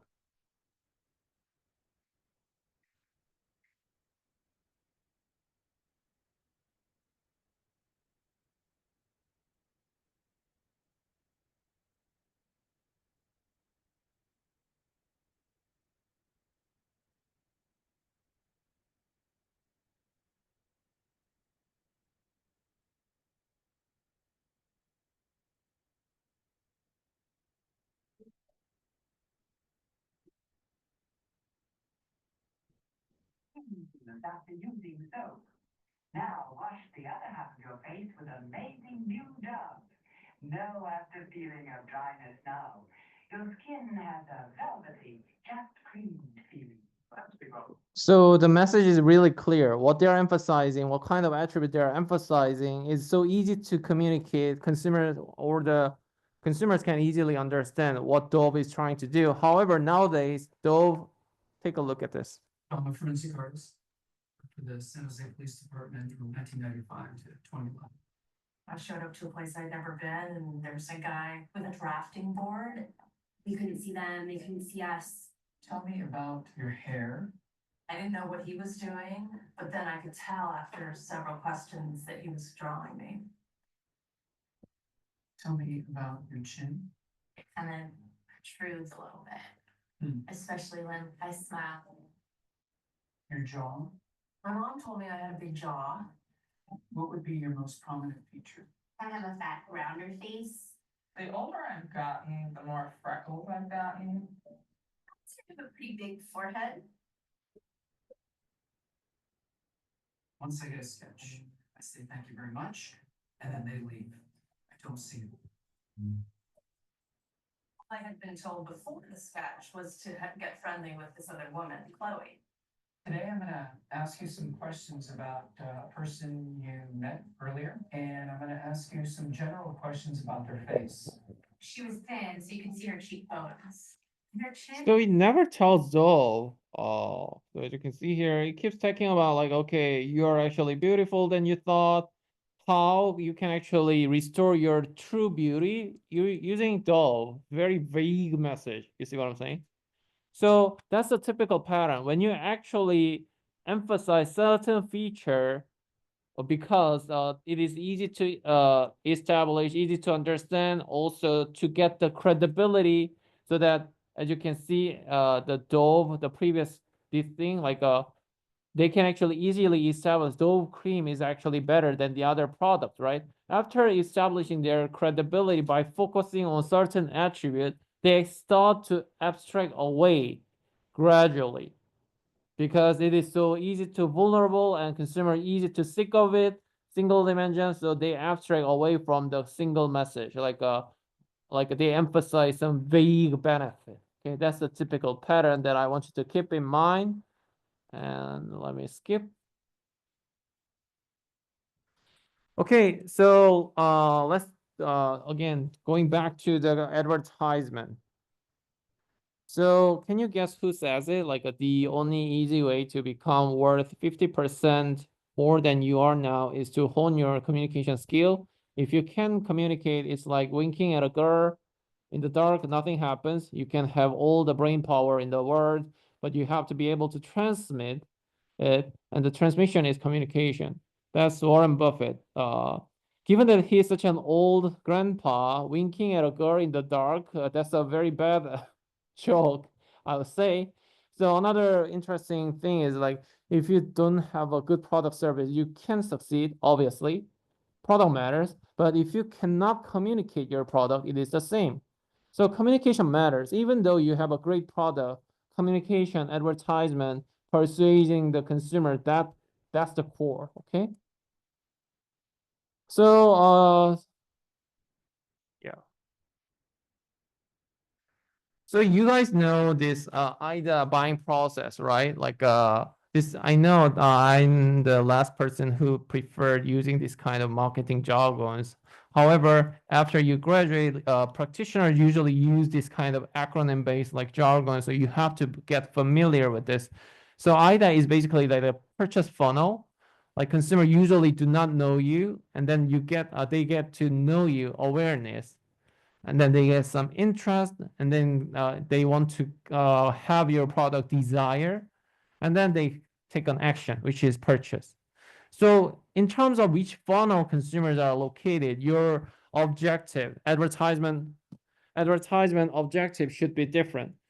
If consumers do not know you, then you have to make an informative advertisement to let you know, right? After that, you have to persuade why you need this product, and then send a reminder at the time. So please take watch this very famous. You guys know Super Bowl, right?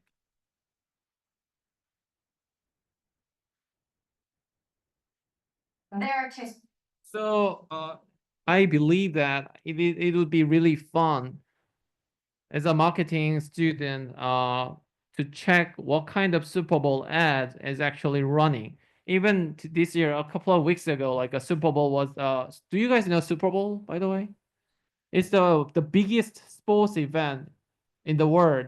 So a lot of companies actually trying to waste their money to just for the 30-second advertisement during this sports event. Okay, Super Bowl advertisement. Please keep that in mind. And this is one of the Super Bowl commercial. Please, for those of you guys, I don't mean to make you uncomfortable, but this material is so uncomfortable. So please, close your eyes.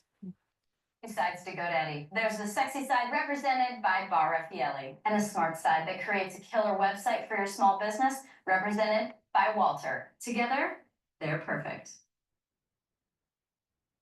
And then they keep kissing, kissing, kissing, kissing, kissing, kissing, kissing, kissing, kissing, kissing, kissing, done. Oh, that's gross. Get your domain and website at GoDaddy.com. That's exactly how I felt. You guys can see, right? So think about it. Super Bowl is like a event where like every family member actually get together. Oh my God, like who's gonna win? Like a Boston or some other team. And then sort of like this very inappropriate ad actually running, like a GoDaddy.com. And if you search the huge what the heck is going on, like a lot of TV show actually talk about like GoDaddy.com, and the Google search actually skyrocket a lot. So in some sense, they achieve these kind of awareness issue. Everybody knows that, right? So in that sense, it was really, really successful. However, the next step is about how to persuade it, right? We have no idea what GoDaddy.com. So how can I actually persuade the consumers to try? That's another step. So depending on the objective, your advertisement strategy should be different. Okay. Oh, gross. So gross. So yeah, objective is very, very important. Depending on consumers' location about the purchase funnel, you have to think about how to what is your objective to run this advertisement. Okay. And another step is the choosing the media. So let me ask you, this is pretty fun. What can you tell from this table? So I know that I know that this class is not about statistics and etc. However, even to you guys as a marketers, I believe that understanding the pattern and getting some interesting finding from the data summary statistics like this table would be really, really important. What can you tell from this table? There are multiple interesting things. Let's go one by one. Yes.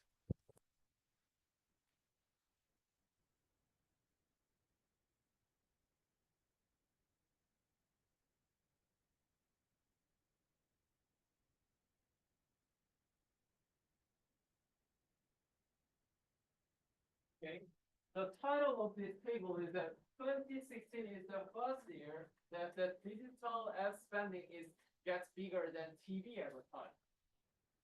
If you see the first column, 2016, digital ad spending 72 is actually bigger than the TV ad spending, which is 71, right? That's the first observation. Usually, when we talk about the advertisement, usually our mindset is like a TV centric.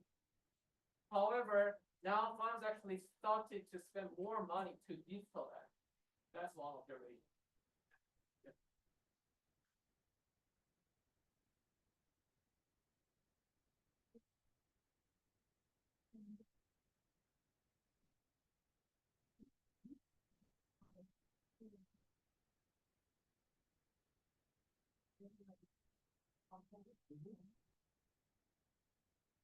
While he's actually driving the growth. Okay, that's correct. Yeah.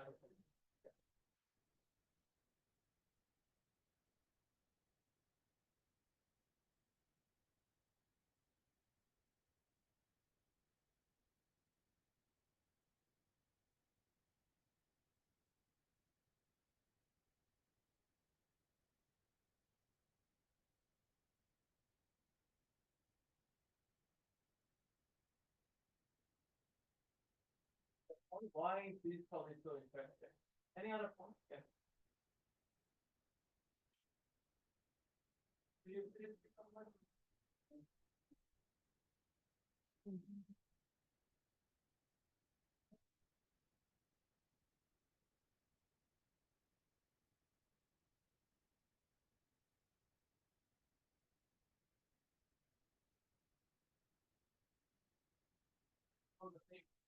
So let me ask you.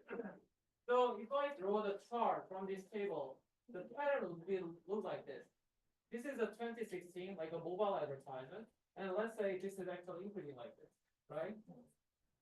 So far, so good, right? Mobile is actually the reason why it drives the digital ad spending. How about the TV advertising? It is almost like the same, slightly below. Do you think that it is like this? Probably not, right? It's steadily decreasing, but it is almost the same. What does it tell? Well, do you see what I'm saying? So this is the digital ad spending.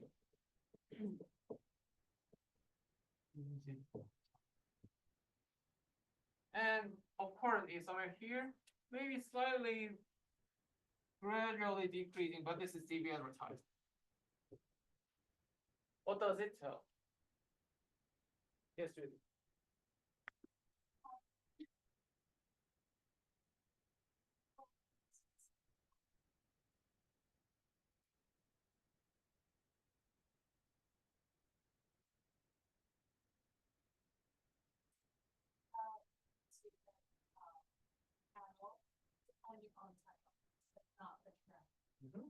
Why?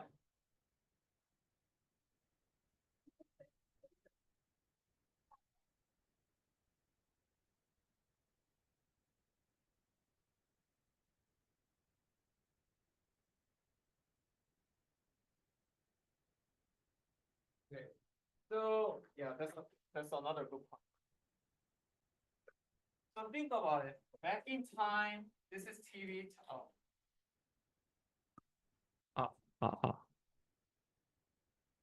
Oh, this is how many times I actually walk around. So it is actually okay. So let's say this is TV. Judy's insight is that look, back in time there is a grandpa, grandma, and small kids, and all kinds of things, all kinds of people actually watching the television, right? But do you guys actually spend a lot of time like before in front of the TV? Probably not, right? You guys actually use smartphone or laptop and etc. So those people, younger generation actually left. Who watched this television? Grandpa and grandma, or some old guys like me, right? What does it tell? Now, the advertiser who used the TV also changed dramatically. They are focusing on some like a medicine, something like a longevity, or the teeth, and you see what I'm saying? Something that appeals those particular customers. And those customers usually has a higher willingness to pay. So that's why even though the number of the people who watch TV actually dramatically decrease, TV advertisements still sell the advertisement who wants to talk to the senior people. And those senior people usually has a higher willingness to pay. So that's one of the reasons why TV spending did not actually decrease dramatically. You see what I'm saying? Because self-selection happens like a consumer who still wants to watch television is more like a TV, like a senior people. So that's why like a TV actually take advantage of this, so that TV advertisement does not actually decrease. And going back to another point, maybe digital ads actually invite more sellers to do the advertisement. You see what I'm saying? Oh, by the way, before I jump in, like, who actually raised the hand before, Judy? Anyhow, any other opinion about this pattern?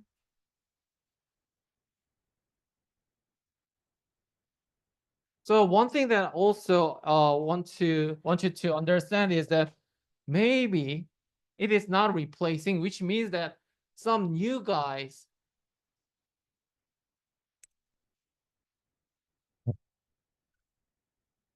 new sellers may actually interested in using this channel media. You see what I'm saying? In the traditional legacy media, usually, so think about it, only the big players actually do the advertisement because it is super expensive, right? However, digital advertisement is different. So think about it, like a Google search engine, like a Google search advertisement or display ads. You might see a lot of some random player. Why? Because the cost for these advertisement using digital like a mobile ad or PC lab or the search engine app, it is less expensive than before. So some small players, like a mom and pop style small player who couldn't actually afford to do the advertisement before, they now actually engage in this digital advertisement. You see what I'm saying? Not just that, the digital advertisement that we will cover next week is very effective because you can actually track the performance, who actually see it, who actually click it, and then etc. So that firms can actually confidently actually spend more money in this digital advertisement. So even though this is a very just one single table, it actually tells a lot. So please think about more finding from this table. I think it is pretty useful. Okay.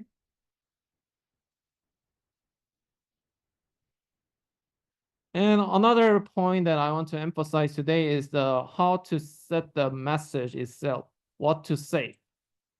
Of course, what to say is very, very important. Also, at the same time, how to say is very, very important. Okay. So the content decision, what to say. So basically, like I said, there are 3 types of advertisement: informing, and then persuasion, and then reminder. Okay. So let's take a look.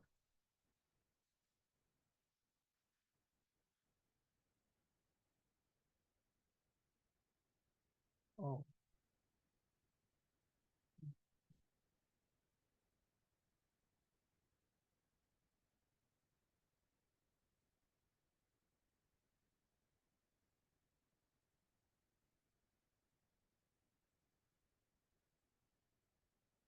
So please tell me what's the intention of this advertisement.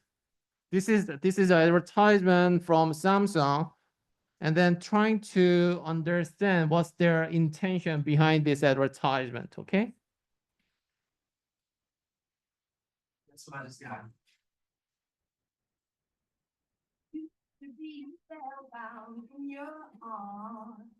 Hello, Dad. That's a big problem.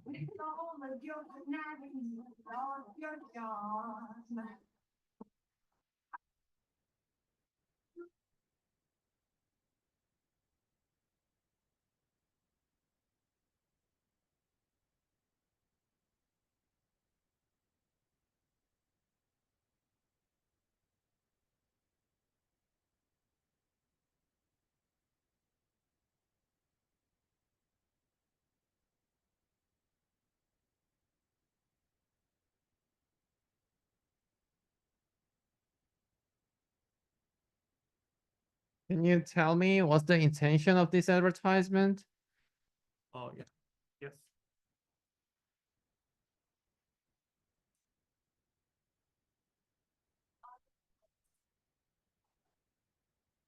Yeah, Samsung is comparing with what? Apple. Yeah. And yes.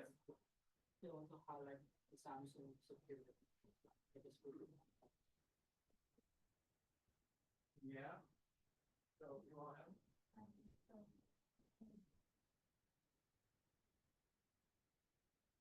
Yeah.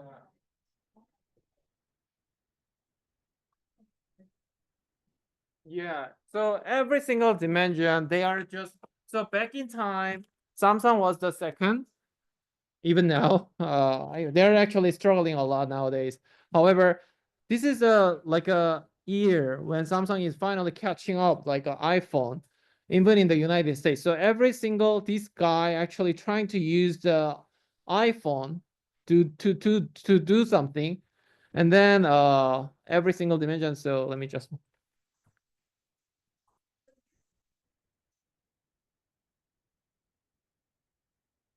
So Samsung is okay, iPhone is not okay, like a waterproof function.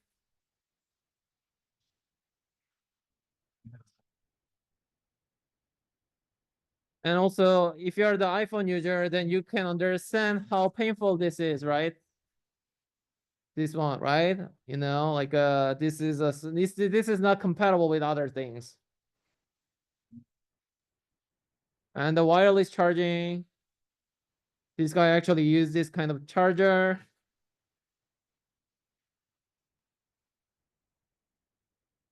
And then this guy switched to Samsung.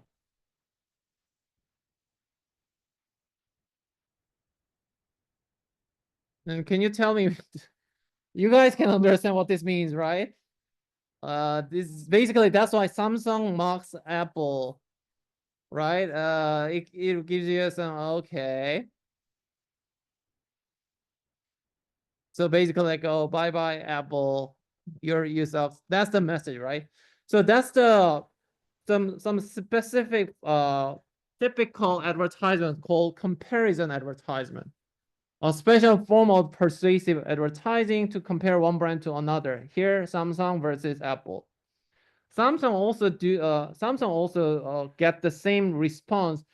So think about it. Apple actually the first leader, Samsung catching up. Nowadays, like a lot of different companies from mainland China, like Huawei, Oppo, and Xiaomi, they're even better than the Samsung nowadays, right? So they first introduced their phone like mocking the Samsung, and then now they believe that their Samsung is behind, so they're trying to mock the Apple. Hey, we are the Oppo. So if you check the recent advertisement, like so let me just foldable smartphone. How many actually use foldable? Not so many, right? Still, like it is hard to convince a lot of people. However, nowadays foldable a smartphone like a Samsung and Xiaomi, Huawei. Huge competition is actually happening. So, like how thin they are, because Samsung first introduced this foldable phone, and then Huawei, Xiaomi, Oppo, they actually, hey, if you actually emphasize this thinness, then we actually have a better technology in terms of thinness. So they actually counter attack. Hey, Samsung, your foldable actually sucks. We are the better. Okay, so that's the typical comparison advertisement. So if you check, it's quite funny. Like I forgot which, like whether it is Huawei or Xiaomi, but they actually mock Samsung. Hey, Samsung, your brand is Galaxy, but you cannot actually take a picture of Galaxy. However, we can actually take a picture of Galaxy. So that's a typical comparison advertisement. Okay. So yeah, another fun, interesting example is this.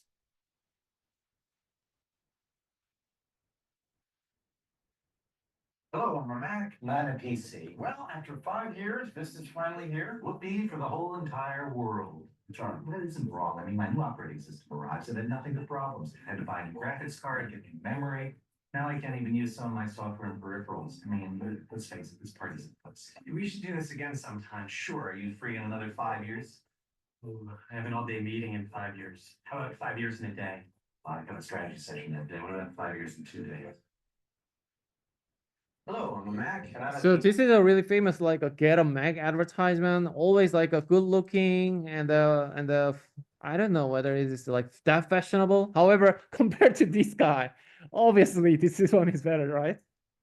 So this represents the like a Windows system. However, this is a Mac. So Mac is always mocking like this how stupid this Windows system is. So that's the typical thing.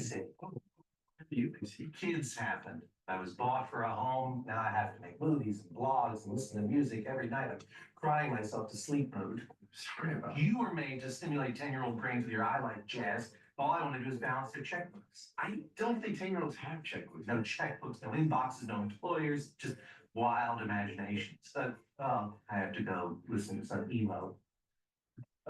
So can you guess which one was the market leader at the time? Obviously Windows at the time. That's the Get a Mac campaign is the Apple is trying to actually enter the market and persuade the consumers that actually Apple is the best. And then things are different. Now Mac is the dominant player, right?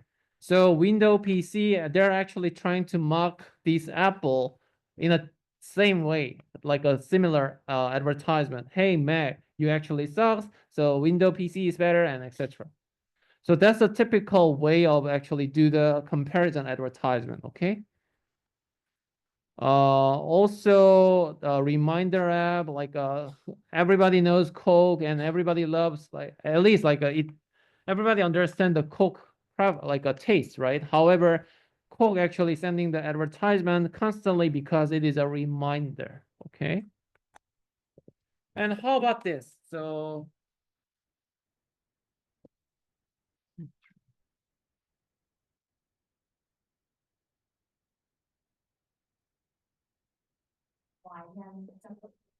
so this is another Super Bowl advertisement.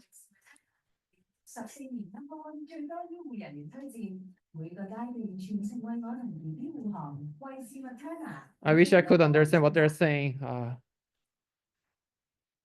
So tell me the intention of this advertisement.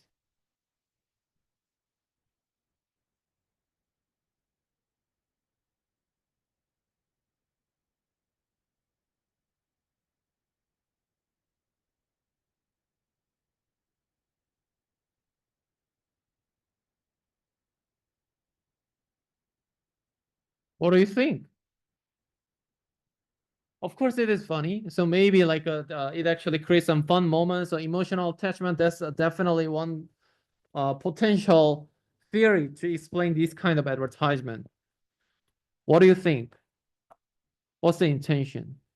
So related to this, so Nobel Prize winner actually developed some crazy theory that, okay, the reason why a lot of companies actually engage in this advertisement is to just burn the money. Just to waste the money to signal their quality. What do you think? Can you guess the logic here? Is what I'm saying? So basically this Nobel Prize winning actually theory is that advertisement, the content doesn't matter at all. The fact that advertisement is super duper expensive, they actually burn the money right in front of the consumer that actually signal the quality. Can you guess what? Yes.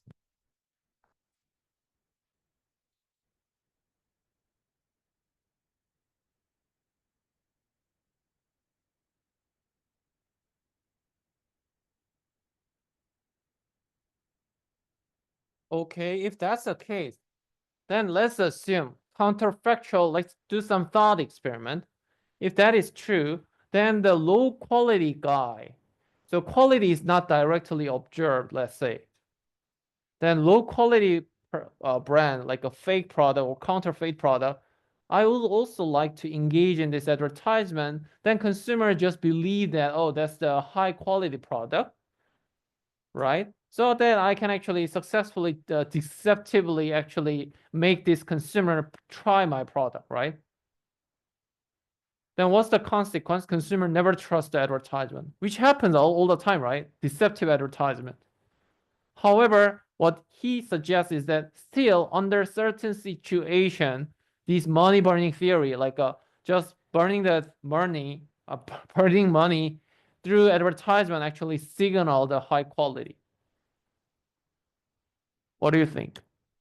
Yes. Could you speak up a little bit? Oh, you don't have to stand up, yeah.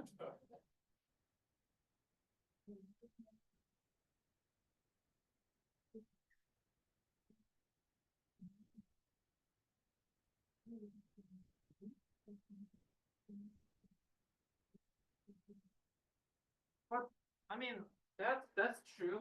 However, like if I'm the low quality brand, I'm actually producing some shoddy low quality product, but that fact is not actually observable to the consumer. Then I would actually use your argument to talk to my consumers, right? Then the high quality guys and low quality guys both actually engage in this advertisement. So advertisement cannot actually make a role to the consumers because high quality and low quality, they both do the advertisement, right? Which means that advertisement itself does not play any informative role from the perspective of the consumer. Right? Yes.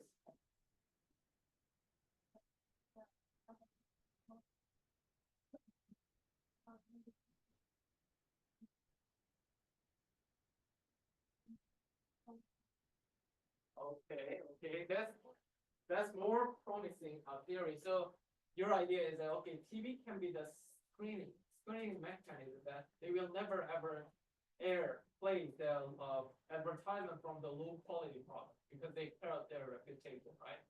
That's actually great. Yes.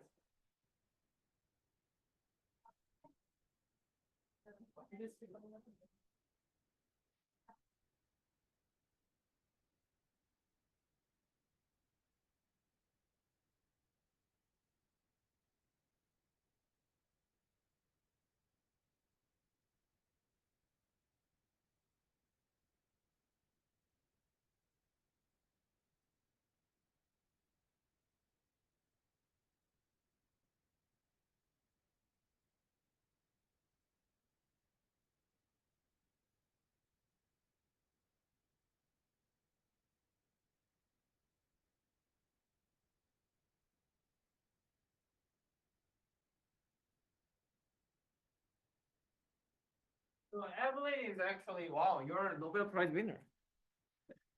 So Evelyn's insight is this. How do I pronounce? Let's say Evelyn. Sorry. Okay, let's say E. Evelyn's insight is this. So let's say there is a repeat purchase situation. So consumer usually come to the market. So there are two occasions, like a time is 1, time is 2. So there are two occasions. So let's say, so high quality and low quality. So it is tempting that the low quality guys, because the quality itself is not directly observable. So if advertisement means high quality, then it is tempting these low quality guys can actually do the advertisement, right? Then consumer actually see that, okay, they do the advertisement, so they actually try this. So they actually make a purchase. So they get the money from this first purchase. First time it was successful. However, this quality is actually revealed after a purchase. So Evelyn's insight is that, hey, consumer actually realize the true quality after this first purchase, so they will never purchase again. However, high quality case is different. If high quality actually engage in the advertisement, then they get the profit. Not just that, because they are truly high quality, so they actually make the money again. However, the key thing is that, so think about it. This is 2 pi and pi. So the cost of the advertisement is interestingly the same. Then if this holds, then who would engage in advertisement? Only high type, right? Because even the low quality guy can actually actually do the same advertisement. So they can actually try to camouflage to be like high quality. One time it might be successful. However, consumer actually realize the true quality after the purchase, so they will never ever purchase again. You see what I'm saying? But the cost of the advertisement is the same for both types. So only high type who can justify this cost would be engaging in the advertisement, knowing that consumer actually see the advertisement, they believe that, oh, that must be high type. That's the evidence your insight, right? Having said that, do you think that ChatGPT or generative AI is a good thing for consumers or firms? Obviously, so you guys know this, right?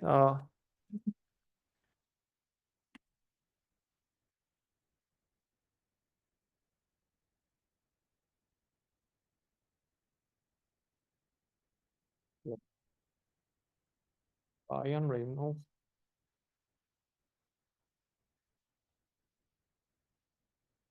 Hey, it's Ryan Reynolds, owner of Mint Mobile. We're always looking for ways to save you money. So this year, we're kicking things off with an ad that I created using Chat GPT, the AI technology. This is what I asked it to write. I said, write a commercial for Mint Mobile in the voice of Ryan Reynolds. Use a joke personally and let people know that Mint's holiday promo is still going, even after the big wireless companies have ended theirs. This is what it wrote. Hey, it's Ryan Reynolds here. First of all, let me just say Mint Mobile is the shit. But here's the thing. All the big wireless companies out there are ending their holiday promo, but not Mint Mobile.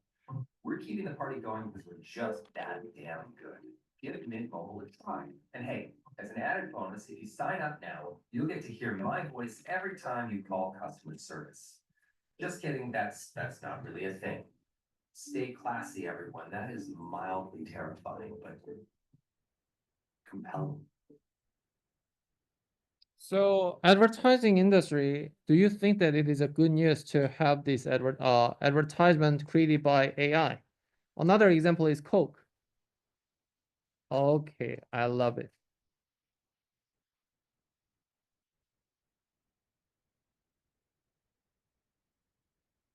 This is completely generated by AI.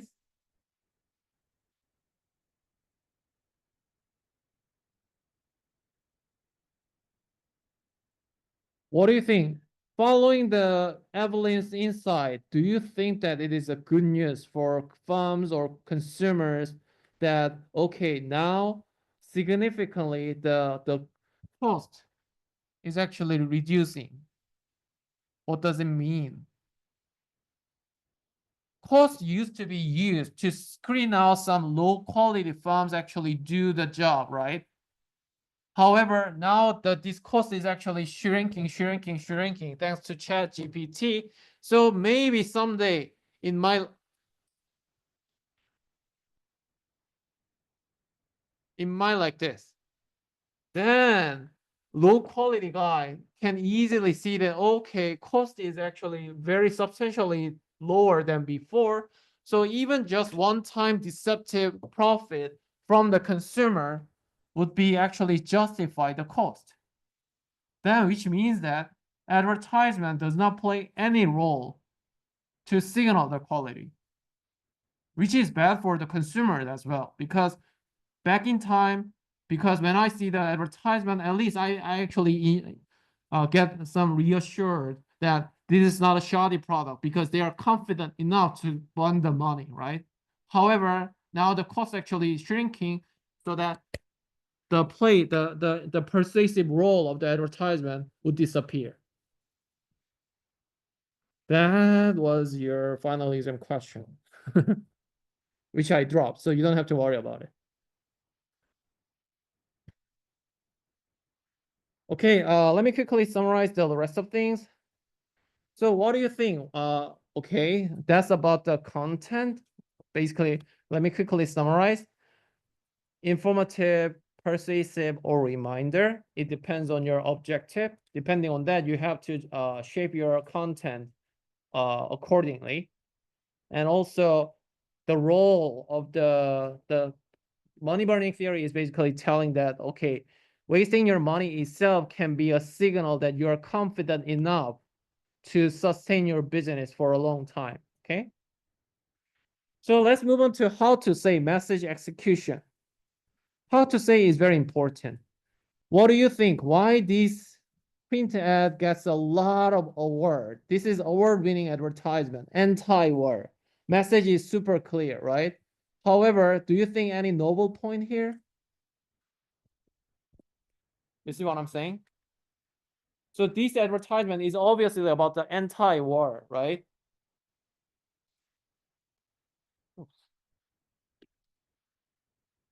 Please tell me why it is so creative.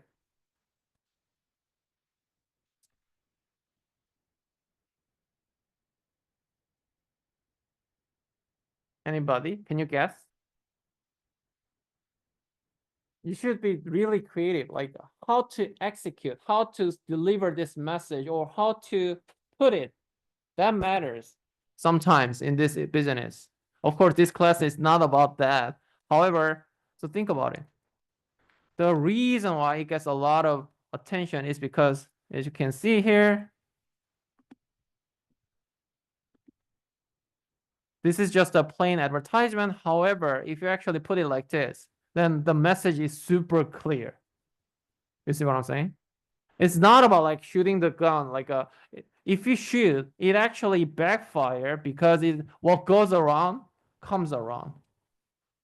So it is very compelling, very creative idea that about how to execute the advertisement. Okay. And measuring the result is also important. That's basically the next week topic. We are talking about how to interpret the result in the digital world, because digital advertisement, like I said, the reason why a lot of players actually engage in digital ad because they can actually measure the consequence. Okay. So let me stop here and also give you some reminder that we're gonna do some practice next week, like a competition. I'm gonna so please bring your own laptop next week specifically, because we're gonna do some competition. Who actually have a most creative advertisement using ChatGPT? So that I'm gonna give you some significant time to develop your own prompt, so that we can actually ask the quality of your output to ChatGPT, and let's discuss what kind of prompt they use and etc. Okay, so let me stop here. So if you have any question, feel free to let me know, and thank you for your attention, and see you next week. Sorry. Individual, yeah. But you can also use smartphone as well. You don't have to worry about whether you should bring laptop, because all I want is just like submitting your own prompt either through smartphone or the iPad or MacBook and etc. Okay. Thank you. See you next week.